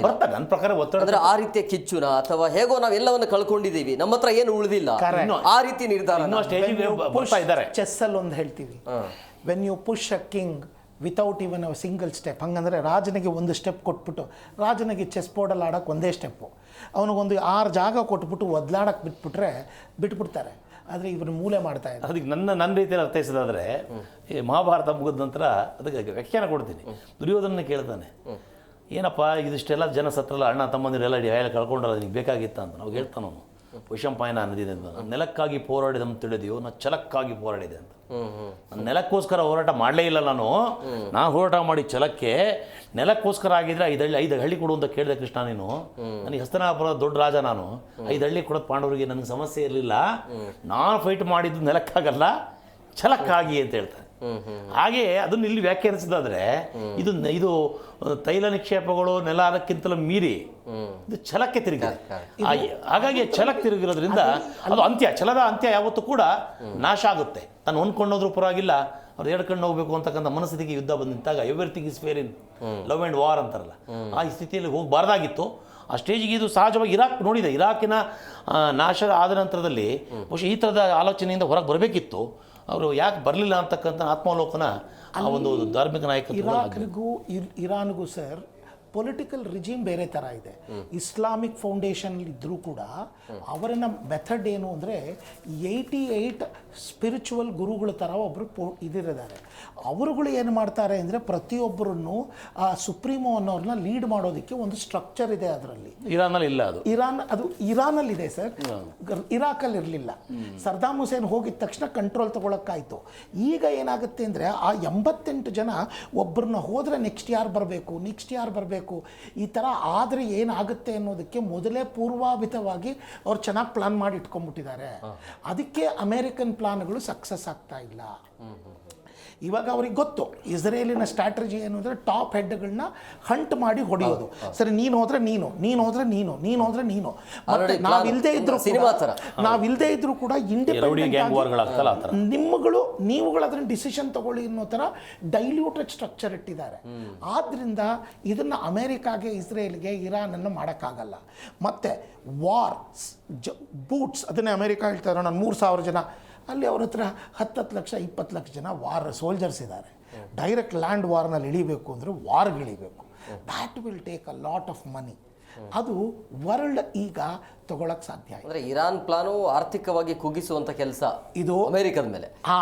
ಇದು ಇರಾನ್ ಒಂದೇ ಅಲ್ಲ, ಬೇರೆ ರಾಜ್ಯಗಳ ರಷ್ಯಾ ಮತ್ತು ಚೈನಾದು ಸೇರಿ ಇವ್ರದ್ದು ಏನು ಅಂದರೆ ಮೇಕ್ ದಿಸ್ ವಾರ್, ಹೇಗಿದ್ರೂ ನೀನು ಸೋಲ್ತಾ ಇದೆಯಾ, make this war so expensive that even ದೋ ಅಮೇರಿಕಾ ಗೆದ್ದರೂ ಅವನು ಸೋಲ್ಬೇಕು. ಅದು ಅವರ ಉದ್ದೇಶ. ಎಷ್ಟು ಎಳೆಯಿದ್ರು ಅಷ್ಟು ಇವ್ರಿಗೆ ಲಾಸ್ ಆಗುತ್ತೆ, ವರ್ಲ್ಡ್ಗೆ ಲಾಸ್ ಆಗುತ್ತೆ, ವರ್ಲ್ಡಿಂದ ಚೀಮಾರಿ ಆಗುತ್ತೆ, ಮತ್ತು ಇವರಿಗೆ ಸಿಕ್ಕಾಪಟ್ಟೆ ದುಡ್ಡು ಖರ್ಚಾಗುತ್ತೆ. ಹಾಗಾಗಿ ಗೆದ್ದರೂ ಸೋತ್ಲಿ ಅನ್ನೋ ಮನೋಭಾವದಿಂದ ಇದರಿಂದ ಎಲ್ಲ ಲಾಭ ಪಡಿತಿರೋದು ರಷ್ಯಾಗೆ ಎಲ್ಲರೂ ಆಯಿಲ್ ಕೇಳ್ತಾ ಇದ್ದಾರೆ. ರಷ್ಯಾಗೆ ಸಾವಿರಾರು ಕೋಟಿ ರೂಪಾಯಿ ದುಡ್ಡು ಬರ್ತಾ ಇದೆ. ಚೈನಾಗೆ ಏನೂ ಪ್ರಾಬ್ಲಮ್ ಇಲ್ಲ. 1 ವರ್ಷಕ್ಕೆ ಬೇಕಾಗಿರೋಷ್ಟು ಆಯಿಲ್ ಅವ್ರು ಇಟ್ಕೊಂಡಿದ್ದಾರೆ. ಅವ್ರ ಆಯಿಲ್ ಪ್ರತಿದಿನ 10.5 ಲಕ್ಷ ಮಿಲಿಯನ್ ಟನ್ ಆಯಿಲ್ ಅವರು ಸ್ಟ್ರೈಟ್ ಆಫ್ ಹಾರ್ಮೋಸ್ನಿಂದ ಚೈನಾಗೆ ಹೋಗ್ತಾ ಇರೋದು ನಿಲ್ಲಿಸೇ ಇಲ್ಲ. ಅವ್ರಿಗೆ ಬೇಕಾಗಿರೋದನ್ನ ಅವ್ರು ಚೆನ್ನಾಗಿದ್ದಾರೆ. ಇದರಿಂದ ಏನಾಗ್ತಿದೆ, ಅಮೆರಿಕ ವೀಕ್ ಆಗ್ತಾ ಇದೆ. ಇವತ್ತಲ್ಲ ನಾಳೆ ಅವ್ರ ಹತ್ರ ನ್ಯಾಚುರಲ್ ರಿಸೋರ್ಸಸ್ಸು ಚೈನಾ ಹತ್ರನೇ ಇರೋದು. ಇವಾಗ ಅಮೆರಿಕ ವೀಕ್ ಆಗದಷ್ಟು ಚೈನಾ ಸ್ಟ್ರಾಂಗ್ ಆಗುತ್ತೆ. ನೋಡಿ, ಒಬ್ಬರ ಪ್ರಾಬ್ಲಮ್ಮು ಎಲ್ಲೋ ಆದರೆ ಒಬ್ಬೊಬ್ಬ ಅವರವರ ಮೈಂಡಲ್ಲಿ ಏನೇನು ಕ್ಯಾಲ್ಕುಲೇಷನ್ ನಡೆಯುತ್ತೆ. It is a very difficult situation. America ಮತ್ತು ಎಸ್ಪೆಷಲಿ ಅಮೇರಿಕಾಗೆ ಅವ್ರಿಗೆ ಮುಖಭಂಗ ಆಗಬಾರ್ದು ಈಗ, ಆದರೆ ವಾರು ಕಂಟಿನ್ಯೂ ಆಗಬಾರ್ದು. ಹೇಗೆ ಮಾಡಬೇಕು ಅನ್ನೋದು ಅತಂತ್ರ ಸ್ಥಿತಿಯಲ್ಲಿ ಕೂತಿದ್ದಾರೆ. ಎಸ್ ಸರ್, ಈಗ ಈ ಲೆಬನಾನ್ ಭೂಮಿ ಮೇಲೆ ಇಸ್ರೇಲ್ ಕಣ್ಣಿಟ್ಟಿರೋದು ಯಾಕೆ ಅಂತೇಳಿ?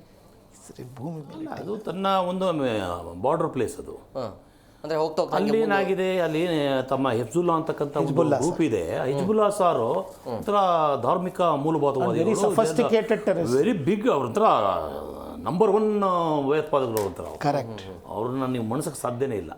ಯಾವ ನಮ್ಮ ನಕ್ಸಲ್ ಗೆರಿಲ್ಲಾ ವಾರ್ ಅಂತೆಲ್ಲ ಹಿಂದೆಲ್ಲ ಕೇಳಿದೀವಲ್ಲ ನಾವು, ಅದರ ಎಕ್ಸ್ಟ್ರೀಮಿಟಿನೇ Hezbollah terrorist group, Islamic terrorist group of the Hezbollah. ಅವರೇ ಅವರ ಒಂಥರ ಟ್ರಂಪ್ ಕಾರ್ಡ್ ಇದ್ದಂಗೆ. ಇದೆಲ್ಲ ಇರಾನ್ ಟ್ರಂಪ್ ಕಾರ್ಡ್ ಇದು.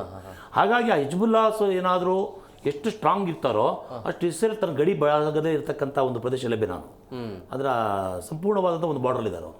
ಹಾಗೆ ಅವರು ಯಾವತ್ತಿನ ಥ್ರೆಟ್, ನಾಳೆ ಏನಾದರೂ ಅಪ್ಪರ್ ಹ್ಯಾಂಡ್ ತಗೊಳ್ತಾ ಹೋಗಿ ಇರಾನ್ ತಮ್ಮ ನಾಶದ ಕೊನೆಗನೆ ಹೋಗ್ತಾ ಬಂತು ಅಂದರೆ ಇವ್ರು ಬರ್ತಾರೆ, ಮೇನ್ ಸ್ಟ್ರೀಮ್ ಲೈನಿಗೆ ಬರ್ತಾರೆ. ಆವಾಗ ಅವರು ಎಷ್ಟು ನಾಶ ಮಾಡೋಕ್ಕೆ ಸಾಧ್ಯನೋ ಅಷ್ಟು ಸರ್ವನಾಶವನ್ನು ಇಸ್ರೇಲ್ ಮಾಡ್ತಾರೆ. ಹಾಗಾಗಿ ಇರಾನ್ ಮೇಲೆ ನಡೀತಕ್ಕಂಥ ಒಂದು ಯುದ್ಧದ ಜೊತೆಗೆ ಈ ಲೆಬನಾನ್ ಪ್ರದೇಶವನ್ನು ಮಣಿಸ್ಕೊಟ್ಟು ತನ್ನ ಕಂಟ್ರೋಲ್ ತೊಗೊಂಡು ಹೆಜ್ಬುಲ್ಲಾಗಳ ನಾಶ ಮಾಡೋದೇ ಮೇನ್ ಪ್ರಯಾರಿಟಿ ಅವರಿಗೆ. ಇರಾನನ್ನಾದರೂ ಕೂಡ ಯುದ್ಧದಲ್ಲಿ ಮಣಿಸ್ಕೊಂಡು ಎಲ್ಲ ಒಂದು ಕಡೆ ನಿಂತ್ಕೊಳ್ಳೋದು. ಆದರೆ ಹೆಜ್ಬುಲ್ಲಾಗಳನ್ನು ಈ ನೆಪದಲ್ಲಾದರೂ ಅವ್ರು ಓಡಿಸಲೇಬೇಕು, ಸರ್ವನಾಶ ಮಾಡಿಸ್ಬೇಕು. ಅವರು ಲೆಬನಾನ್ ಕಂಟ್ರೋಲ್ ತೊಗೊಳ್ಳದೆ ಹೋದರೆ ಯಾವತ್ತಿದು ತನ್ನ ಸರ್ವನಾಶದ ಕಟ್ಟಿಟ್ಟ ಬುತ್ತಿ ಅಂತಕ್ಕಂಥದ್ದು ಅನಿವಾರ್ಯ ಆಗಿದೆ. ಹಾಗಾಗಿ ಇಸ್ರೇಲಿಗೆ ಅದು ತನ್ನ ರಾಜಕೀಯ ಹೇಗೆ ನಮಗೆ ಕಾಶ್ಮೀರ ಇವತ್ತು POK ಏರಿಯಾಗಳಲ್ಲಿ ನಮ್ಗೆ ಯಾವತ್ತಿದು ಥ್ರೆಟ್ ಅಂತಕ್ಕಂಥ ನಾವು ಯೋಚನೆ ಮಾಡ್ತೀವಿ ಭಾರತದಲ್ಲಿ, ಹಾಗೆ ಲೆಬನಾನ್ ಅಂತಕ್ಕಂಥದ್ದು ಇಸ್ರೇಲಿಗೆ ಅನಿವಾರ್ಯವಾಗಿರ್ತಕ್ಕಂಥ ಸುರಕ್ಷೆಯಾಗಿ ಉಳಿಬೇಕಾಗಿರ್ತಕ್ಕಂಥ ಒಂದು ಭೂಪ್ರದೇಶ. ಮತ್ತು ಹಿಜ್ಬುಲ್ಲಾಗಳ ಮುಕ್ತವಾಗಿ ಇಸ್ರೇಲು ಅದನ್ನು ಉಳಿಸ್ಕೊಳ್ಬೇಕಾಗಿರೋದ್ರಿಂದ ಅವರು ಅದಕ್ಕೆ ಹೆಚ್ಚಿನ ಗಮನವನ್ನು ಕೊಡಲೇಬೇಕಾದ ಅನಿವಾರ್ಯತೆ ಇಸ್ರೇಲಿಯನ್ಸಿಗಿದೆ. ಕರೆಕ್ಟ್. ಸರ್ ಅಲ್ಲಿ ಮುಖ್ಯವಾಗಿ ಏನಾಗ್ತಾ ಇದೆ ಅಂದರೆ ಇರಾನ್ ಇವಾಗ ಹಿಜ್ಬುಲ್ಲಾಗಳಿಗೆ ಸಪೋರ್ಟ್ ಮಾಡೋಕ್ಕಾಗ್ತಾ ಇಲ್ಲ. ಯಾಕೆಂದರೆ ಅವ್ರದನ್ನು ಅವರೇ ನೋಡ್ಕೊಳ್ತಾ ಇದ್ದಾರೆ. Hezbollah is the weakest link ಇವಾಗ ಈಗಿರೋದು. ಸರ್ ಹೇಳಿದಾಗ ತುಂಬ ಕರೆಕ್ಟ್. ಅವ್ರ ಪಕ್ಕದಲ್ಲೇ ಇದ್ದಾರೆ. ಅವ್ರ ಹತ್ರ ಸ್ಕಡ್ ಮಿಸೈಲ್ಗಳಿಂದ ಹಿಡ್ಕೊಂಡು ಎಲ್ಲ ಥರದ ಸಫಿಸ್ಟಿಕೇಷನ್ನು ಅವ್ರ ಹತ್ರ ಇದೆ. ಈ ಟೈಮ್ನಲ್ಲಿ ಯಾವಾಗ ವಾರ್ ಮಾಡ್ತಾ ಇದ್ದೀವಿ, ಅವಾಗಿಂದ ನಾವಿಬ್ಬರು ಹೇಳಕ್ಕೆ ಅದೇ ಪ್ರಯತ್ನ ಪಡ್ತಿರೋದು. ಇಸ್ರೇಲಿನ ಆಬ್ಜೆಕ್ಟಿವ್ಸ್ ಬೇರೆ ಈ ವಾರ್ನಲ್ಲಿ, ಅಮೆರಿಕಾದ ಆಬ್ಜೆಕ್ಟಿವ್ ಬೇರೆ. ಅನುಕೂಲ ಸಿಂಧುವಾಗಿ ವಾರ್ ಮಾಡ್ತಾ ಇದ್ದಾರೆ. ಇಸ್ರೇಲ್ಗೆ ಇದರಿಂದ ಲಾಭ, ನನಗೆ ಪೆಟ್ರೋಲ್ ಕಂಟ್ರೋಲ್ ಬೇಕು, ಅವ್ರಿಗೇನು ಆಸೆ ಇಲ್ಲ, ನಾನು ಬದುಕಬೇಕು, ನನ್ನ ಅಕ್ಕಪಕ್ಕದಲ್ಲಿರೋ ಟೆರರಿಸ್ಟ್ ಇದನ್ನೆಲ್ಲ ಹುಟ್ಟಾಕಿರೋರೆಲ್ಲ ಇರಾನ್ಗಳೇ. ಇರಾನ್ ಅವರೇ ಏನು ಮಾಡಿದರು, ಗಾಜಾನಲ್ಲಿ ಆಗಲಿ ಹಿಜ್ಬುಲ್ಲಾ ಈ ಥರ ಒಂದು 8-10 ಟೆರರಿಸ್ಟ್ಗಳನ್ನ ಮಾಡಿ ಇಂಡೈರೆಕ್ಟಾಗಿ ಅಮೇರಿಕಾ ಮೇಲೆ, ಇಂಡೈರೆಕ್ಟಾಗಿ ಇಸ್ರೇಲ್ಗಳ ಮೇಲೆ ದಾಳಿ ಮಾಡಿಸ್ತಾ ಇದ್ರು. ಇಸ್ರೇಲ್ ಇವಾಗ ಏನಂತ ಇದೆ, ಇದೊಂದು ಸಮಯದಲ್ಲಿ ತಗೊಂಡು ನನ್ನ ಯಾರ್ಯಾರು ದೊಡ್ಡ ಇದು ಮಾಡ್ತಾ ಇದ್ದಾರೋ ಎಲ್ಲರನ್ನು ನಾನು ಮುಗಿಸ್ತೀನಿ. ಆ ಕಾರಣಕ್ಕೋಸ್ಕರ ಅವರು ಈ ಕಡೆ ಜಗಳಕ್ಕೆ ಬರ್ತಾ ಇರೋದು. ಆದರೆ ಇದರಲ್ಲಿ ಫುಲ್ ಸಕ್ಸಸ್ ಆಗ್ತಾರಾ? ಆಗೋದು ಸಾಧ್ಯತೆ ಇಲ್ಲ. ಯಾಕೆ ಅಂದರೆ ಅದು ಒಂದು ಯೋಚನೆ. ಅದನ್ನು ಎಲ್ಲ ಇವಾಗ ಜನಗಳು ಡಿಸ್ಮ್ಯಾಂಟಲ್ ಆಗಿಬಿಡ್ತಾರೆ. ಡಿಸ್ಮ್ಯಾಂಟಲ್ ಆಗಿ ಮತ್ತೆ ಬಂದು ಸೇರಿಕೊಳ್ತಾರೆ. ಆದರೆ ಟು ಅ ಗ್ರೇಟ್ ಎಕ್ಸ್ಟೆಂಟ್ ಯಾವಾಗ ಇದಕ್ಕೆ ಸೊಲ್ಯೂಷನ್ ಸಿಗುತ್ತೆ ಅಂತ ಹೇಳಿದರೆ, ಇರಾನಲ್ಲಿರೋ ಪೊಲಿಟಿಕಲ್ ಸ್ಟೆಬಿಲಿಟಿ, ಯಾರು ರಿಜೀಮ್ ಚೇಂಜ್ ಆಯಿತು ಅಂದರೆ ಅವ್ರಿಗೆ ಸಪೋರ್ಟ್ ಮಾಡೋದು, ಅವ್ರಿಗೆ ಫಂಡಿಂಗ್ ಮಾಡೋದು ನಿಲ್ಲುತ್ತೆ, ಆಟೋಮ್ಯಾಟಿಕ್ಕಾಗಿ ಇವೆಲ್ಲ ಸಾಯುತ್ತೆ. ಆದರೆ ಆ ರಿಜೀಮ್ ಬೀಳೋದು, ರಿಜೀಮ್ ಚೇಂಜ್ ಆಗೋದಕ್ಕೆ ಯಾವುದೇ ಥರದ ಲಕ್ಷಣಗಳು ಕಾಣಿಸ್ತಾ ಇಲ್ಲ. ರಿಜೀಮ್ ಚೇಂಜ್ ಆಗೋವರೆಗೂ ಅಮೇರಿಕಾಗೆ ಅವರ ಆಯಿಲ್ ಮೇಲೆ ಕಂಟ್ರೋಲ್ ಸಿಗಲ್ಲ, ಮತ್ತು ಅಲ್ಲಿರೋ ಟೆಕ್ನಾಲಜಿ ಇದನ್ನು ನಿಲ್ಸೋಕ್ಕಾಗೋದಿಲ್ಲ. ಇವಾಗ ಈಜಿಪ್ಟ್ ಹೇಳ್ತಾ ಇದೆ ನಾವೇನೋ ಒಂದು ಸ್ವಲ್ಪ ಸಪೋರ್ಟ್ ಮಾಡ್ತೀವಿ. ಯಾರು ಏನೇ ಮಾಡೋಕ್ಕೆ ಹೋಯ್ತು ಅಂದರೂ ಕೂಡ ಈಗಿರೋ ಪರಿಸ್ಥಿತಿನಲ್ಲಿ ಇಟ್ ಇಸ್ ಅ ಸಿಚುವೇಶನ್, ಯಾರಾದರೂ ಒಬ್ಬರು ಬಗ್ಬೇಕು. ಆದರೆ ಒಂದು ಜಿಯೋಪಾಲಿಟಿಕ್ಸ್ನಲ್ಲಿ ಒಂದು ರೂಲ್ ಇದೆ, ಪಾಕಿಸ್ತಾನ ಪ್ರಯತ್ನ ಮಾಡ್ತಾ ಇದೆ. ಅದೇ ವೆನ್ ಪೀಪಲ್ ಆರ್ ಸೋ ಇಲ್ಲ ಅಮೇರಿಕಾ ಹೇಳಿರುತ್ತೆ, ಅಮೇರಿಕಾ ತಂತ್ರಜ್ಞ, ಇದೆಲ್ಲ ರಾಜತಾಂತ್ರಿಕತೆ. See when both the people are highly desperate, ಅಂದ್ರೆ ಅಮೆರಿಕ ಪಾಕಿಸ್ತಾನ ಮಾತು ಕೇಳುವಂತ ಪರಿಸ್ಥಿತಿ ಬಂದ್ಬಿಟ್ಟಿಲ್ಲ. ಬಳಸ್ಕೊಳ್ಳೋಕ್ಕೂ ಮಾತು ಕೇಳೋಕ್ಕೂ ಅಜಗಜಾಂತರ ವ್ಯತ್ಯಾಸ ಇದೆ. ನನ್ನ ಪ್ರಕಾರ ನೀವು ಎಷ್ಟೋ ಸಲ ರಾಜತಾಂತ್ರಿಕತೆಯಲ್ಲಿ ನೋಡಿದರೆ ಆ ಮುನೀರು ಮತ್ತು ಪ್ರೈಮ್ ಮಿನಿಸ್ಟ್ರು ಟ್ರಂಪ್ ಮುಂದೆ ಹೆಂಗೆ ನಿಂತ್ಕೊಳ್ತಾರೆ ನೋಡೋದ್ರಿಂದಾನೇ ನೀವು ಅರ್ಥೈಸ್ಬಿಡ್ಬೋದು ಅದು ಏನು ಅವರ ಉದ್ದೇಶ ಇದೆ ಅಂತ. ಆದರೆ ಇರಾನ್ ಇವಾಗ ಯಾರ ಮಾತು ಕೇಳೋ ಪರಿಸ್ಥಿತಿಲಿಲ್ಲ. ಇರಾನ್ಗೆ ಅವ್ರಿಗೇನಾಗಿದೆ, ಸರ್ವೈವಲ್. ಈಗ ಅವ್ರಿಗೆ ಗೊತ್ತು, ಈಗ ನಾವೇನಾದ್ರು ಇವಾಗ ಬಿಟ್ಕೊಟ್ಬಿಟ್ವಿ ಅಂದರೆ ನಮ್ಮ ದೇಶ ಇನ್ನು 50 ವರ್ಷದಿಂದ 100 ವರ್ಷದವರೆಗೂ ಅಮೇರಿಕಾ ಮತ್ತು ಇಸ್ರೇಲ್ ಅಲ್ಲ, ಅಮೇರಿಕಾ ಕೈ ಚಳಕ್ಕೆ ಕೊಟ್ಟೋಗುತ್ತೆ. ಇನ್ನು ಅಮೇರಿಕಾ ಮಾತನ್ನು ನಾವು ಮೀರೋಕ್ಕಾಗೋದಿಲ್ಲ. ಅದಕ್ಕೋಸ್ಕರ ನಾನು ಶತಸಿದ್ಧವಾಗಿ ಎಷ್ಟಾಗುತ್ತೋ ನನ್ನನ್ನು ನಾನು ಕಂಟ್ರೋಲ್ ಮಾಡ್ಕೊಳ್ಳೋಣ. ಇದನ್ನೇ ಬೇರೆ ರಾಜತಾಂತ್ರಿಕತೆ. ರಷ್ಯಾ ಮತ್ತು ಚೈನಾ ಇವ್ರಿಗೆ ಹೇಳಿರೋದು ಅಷ್ಟೇ, ಎಷ್ಟಾಗುತ್ತೋ ಹೋಲ್ಡ್ ಮಾಡು. ಯಾಕೆಂದರೆ ಖರ್ಚು ಜಾಸ್ತಿ ಆಗಲಿ. ಇವಾಗ America is also very desperate to stop this war. Iran also wants this war to be stopped. ಆವಾಗ ಅದಕ್ಕೆ ಅವ್ರ ರಾಜತಾಂತ್ರಿಕತೆಯಲ್ಲಿದೆ, when 2 people are absolutely desperate then only deals can happen. ಆವಾಗಲೇ ಡೀಲ್ಗಳು ಆಗೋದು. ಆದ್ದರಿಂದ ಈ 10 ದಿನದಲ್ಲಿ ಏನಾದ್ರು ಡೀಲ್ ಆದರೆ ಆಗುತ್ತೆ, ಇಲ್ಲದೆ ಇದ್ದರೆ ಇರಾನಿನ ಸರ್ವನಾಶ, ಇರಾನಿನ ಮೂಲಭೂತ ಸೌಕರ್ಯಗಳಿಗೆ ತುಂಬ ಅಗಾಧವಾದ ಏಟುಗಳು ಬೀಳುತ್ತೆ. ಅದು ಮಾತ್ರ ಹೇಳಬೇಕು. ವೆಂಕಟೇಶ್ ಸರ್, ಭಾರತ ಸೇಫಾ? ಸಮಸ್ಯೆ ಇಲ್ವಾ? ಯುದ್ಧ ಅಲ್ಲಿ ಮಧ್ಯಪ್ರಾಚ್ಯ ಏನು ಬೇಕಾದ್ರೂ ಭಾರತ ಸದ್ಯದ ಪರಿಸ್ಥಿತಿಯಲ್ಲಿ ಹೇಳೋದಾದರೆ ನಾವು ಎಲ್ಲ ರೀತಿಯಲ್ಲೂ ಸೇಫ್ ಇದ್ದೀವಿ. ತನ್ನ ಜಾಣ ಹೆಜ್ಜೆಗಳು ಮಾನಗಳು ನಮ್ಮ ಅನಿವಾರ್ಯತೆ ಅಲ್ಲ, ನಾವು ಬೆಳೆದು ಬಂದಿರತಕ್ಕಂಥ ನಡೆಸ್ಕೊಂಡು ಬಂದಿರತಕ್ಕಂಥ ಸಿದ್ಧಾಂತಗಳು, ರಾಜಕೀಯ ಸಿದ್ಧಾಂತಗಳು. ಕೇವಲ ಅದು ಯಾವುದೇ ಒಂದು ಪಕ್ಷಕ್ಕೆ ನಾನು ಕ್ರೆಡಿಟ್ ಕೊಡಲ್ಲ. ಭಾರತದ ಒಂದು ಮನಸ್ಥಿತಿ ಯಾವತ್ತೂ ಕೂಡ ಹಾಗೇ ಇದೆ. ಅದನ್ನು ಚೆನ್ನಾಗಿ ನಿಭಾಯಿಸ್ಕೊಂಡು ಹೋಗ್ತಾ ಇದೆ ಇವತ್ತಿನ ಸರ್ಕಾರ ಅನ್ನೋದು ಬಿಟ್ಟರೆ. ಹಿಂದಿನೂ ಕೂಡ ವಿದೇಶಾಂಗ ನೀತಿಗಳ ಕುರಿತಂಗೆ ಭಾರತ ತನ್ನ ಹೆಜ್ಜೆಗಳನ್ನು ಸರಿಯಾಗಿಟ್ಟಿದೆ. ಇನ್ನು ನಾವು ಅನುಭವಿಸಿರ್ತಕ್ಕಂಥ LPG ತೈಲಗಳ ಕೊರತೆ, ಒತ್ತಡ, ಜನಸಾಮಾನ್ಯನಿಗೆ ಆಗ್ತಕ್ಕಂಥದ್ದು, ಆಮೇಲೆ ಇವೆಲ್ಲ ಏನಿದೆ ಕೇವಲ ಒಂದು ದೇಶದ ನಮ್ಮ ಕೈ ಕಂಟ್ರೋಲ್ ಇಲ್ದಿರೋಂಥವು. ಕೆಲವೊಂದನ್ನು ನಾವು ಕಂಟ್ರೋಲ್ ಮಾಡ್ಬೋದು. ಈಗ ಕರೋನಾ ಬಂತು, ಕೋವಿಡ್-19 ಬಂದಾಗ ನಮ್ಮ ಕೈಯಲ್ಲಿ ಇರಲಿಲ್ಲ. ಅದು ನಮಗೆ ಗೊತ್ತಿಲ್ಲದೆ ನಿಸರ್ಗದ ಮೇಲೆ ಆದಂಥ ಒಂದು ಅತ್ಯಾಚಾರ, ನಮಗೆ ಒಂದು ಸಾಂಕ್ರಾಮಿಕ ಅತ್ಯಾಚಾರ. ಈ ಯುದ್ಧಗಳು ಕೂಡ ನಾವು ಬಯಸಲಿ ಬಿಡಲಿ ಅನಿವಾರ್ಯತೆಯ ಒತ್ತಡ ಸಿಕ್ಕಾಕೊಂಡಿದ್ರಿಂದ ನಾವು ಒಂದು ರೀತಿ ಸೇಫ್ ಇದ್ದರೂ ಕೂಡ ಇನ್ನು ನಾವು ಜನಸಾಮಾನ್ಯ ದೃಷ್ಟಿಕೋನದಿಂದ ಸೆಂಟ್ರಲೈಸ್ ಆಗಿ ಪೀಪಲ್ ಸೆಂಟ್ರಿಕ್ ಆಗಿ ಥಿಂಕ್ ಮಾಡಿದ್ರೆ ಈ ಏನು ಪ್ಯಾನಿಕ್ ಆಗತಕ್ಕಂಥ ವಾತಾವರಣ ಇರ್ಬೋದು, ರೇಟ್ಗಳು ಇವೆಲ್ಲ ನಮ್ಮ ಈ ಸಪ್ಲೈ ಸಿಸ್ಟಮ್ ಇರತಕ್ಕಂಥ ವ್ಯಾಪಾರಿ ಮನೋಭಾವನೆಯರು ಇಂಥ ದುರ್ಲಾಭ ಪಡೆಯೋದನ್ನು ಸ್ವಾರ್ಥದಿಂದ ಹೊರಗೆ ಬರಬೇಕು. ಈಗ ಮಹಾರಾಷ್ಟ್ರದಲ್ಲಿ ಫ್ಲಡ್ ಆಗಿತ್ತು ಸುಮಾರು ವರ್ಷದ ಕೆಳಗೆ. ಆ ಫ್ಲಡ್ ಆದಾಗ ಜನ ಸ್ಟ್ರಕ್ ಆಗಿ 2 ದಿವಸ 3 ದಿವಸ 48 ಅವರ್ಸ್ ನಿಂತ್ಕೊಂಡಾಗ ಮಿನರಲ್ ವಾಟರ್ ಕೂಡ 100-200 ರೂಪಾಯಿಗೆ ಮಾರಿದ್ರು. ಇದು ಮನುಷ್ಯನ ಪ್ರತಿ ಯುದ್ಧ ಸಮಯ ನಡ್ತಕ್ಕಂಥ ಒಂದು ದುರ್ಲಾಭ ಸ್ಥಿತಿ, ವ್ಯಾಪಾರಿ ಮನೋಭಾವನೆ. ಅದು ಹೊರಟೋಗ್ಬೇಕೇ ಹೊರತು ಭಾರತ ಜಾಗತಿಕ ಚಿಂತನೆ ನೋಡಿದಾಗ ಭಾರತ ಸೇಫ್ ಆಗಿದೆ. ತನ್ನ ಸೌಹಾರ್ದಿತವಾದ ವಾತಾವರಣ, ಮಧ್ಯವರ್ತಿಗಳು, ಏಜೆನ್ಸಿಗಳು ಅದರ ಕಡೆ ಆ ಸಪ್ಲೈ ಚೈನ್ ಸಿಸ್ಟಮ್ ಮಧ್ಯವರ್ತಿಗಳು ಸ್ವಾರ್ಥದಿಂದ ಹೊರಬರಬೇಕು. ಹೊರ ಬರೋದಕ್ಕಿಂತ ರಾಜ್ಯ ಸರ್ಕಾರ ಆ ಕಡೆ ಗಮನ ಕೊಡಬೇಕು. ಸರ್ಕಾರಗಳು ಅವ್ರನ್ನ ನಿಯಂತ್ರಣ ಮಾಡಬೇಕು. ಅದು ಸರ್ಕಾರದ ಕೆಲಸ ಕೂಡ. ಆ ಮಧ್ಯವರ್ತಿಗಳನ್ನ ಬಿಟ್ಬಿಟ್ಟು ನಾನು ಸರಿಯಾಗಿದ್ದೀನಿ, ನಾನು ಅಬಕಾರಿ ಸುಂಕ ಕಮ್ಮಿ ಮಾಡಿದ್ದೀನಿ, ಅಥವಾ ನಾನು ಇನ್ನೊಂದು ಡಿಸ್ಕೌಂಟ್ ಕೊಡ್ತೀನಿ ಅಂತಕ್ಕಂಥದ್ದಲ್ಲ. ಈ ವ್ಯವಸ್ಥೆಯನ್ನು ಕೂಡ ಕಂಟ್ರೋಲ್ ಮಾಡೋದು ಸರ್ಕಾರಗಳ ಕರ್ತವ್ಯ. Thank you very much. Economic ಲಾಸಸ್ನ ಕಂಟ್ರೋಲ್ ಮಾಡೋಕ್ಕಾಗಲ್ಲ. ಪೊಲಿಟಿಕಲ್ ಪ್ರಾಬ್ಲಮ್ ಆಗಲಿ ಅಥವಾ ಇನ್ಫ್ರಾಸ್ಟ್ರಕ್ಚರಲ್ ಪ್ರಾಬ್ಲಮ್ ಆಗಲಿ ನಮ್ಮ ದೇಶಕ್ಕಾಗಲ್ಲ. ಆದರೆ ಹಣಕಾಸಿನಲ್ಲಿ ನಮಗೆ ಬಿಕ್ಕಟ್ಟು ಬರುತ್ತೆ. ಅದು ಸ್ವಲ್ಪ ತಾತ್ಕಾಲಿಕ. Thank you sir, thank you very much. ಇಬ್ಬರಿಗೆ ಕಾರ್ಯಕ್ರಮಕ್ಕೆ ಜಾಯ್ನ್ ಆಗಿದೆ. ನಮಸ್ಕಾರ. ಎಸ್ ಸರ್, ನೋಡಿದ್ರಲ್ಲ ವೀಕ್ಷಕರು, ಈಗ 1 ತಿಂಗಳಾಯಿತು. ಈಗ ಅಮೆರಿಕದ ಅಧ್ಯಕ್ಷ ಡೊನಾಲ್ಡ್ ಟ್ರಂಪ್ 10 ದಿನಗಳ ಕಾಲಾವಕಾಶವನ್ನು ನೀಡಿದ್ದಾರೆ. 10 ದಿನದ ಒಳಗಡೆ ಮಾತುಕತೆಗೆ ಬರಬೇಕು ಅಂತ ಹೇಳಿ ಕದನ ವಿರಾಮವನ್ನು ಘೋಷಣೆ ಮಾಡಿದ್ದಾರೆ. ಈ 10 ದಿನಗಳ ಒಳಗಡೆನೆ ಎಲ್ಲಾ ಮಾತುಕತೆ ಆಗಲಿ ಅಂತ ಹೇಳ್ತಾ, ಅದರ ಜೊತೆಗೆ ಯುದ್ಧ ಆದಷ್ಟು ಬೇಗ ಕೊನೆಗೊಳ್ಳಲಿ, ಇಲ್ಲಾಂದ್ರೆ ಜಾಗತಿಕ ಮಟ್ಟದಲ್ಲಿ ಸಾಕಷ್ಟು ಸಮಸ್ಯೆ ಆಗುತ್ತೆ. ಇದಾಗಿತ್ತು ಇವತ್ತಿನ ವಿಶೇಷ. ಮತ್ತಷ್ಟು ಅಪ್ಡೇಟ್ಸ್ಗಾಗಿ ನೋಡ್ತಾ ಇರಿ ಜಿ ಕನ್ನಡ ನ್ಯೂಸ್. ಸತ್ಯವೇ ಸುದ್ದಿಯ ಜೀವಾಳ.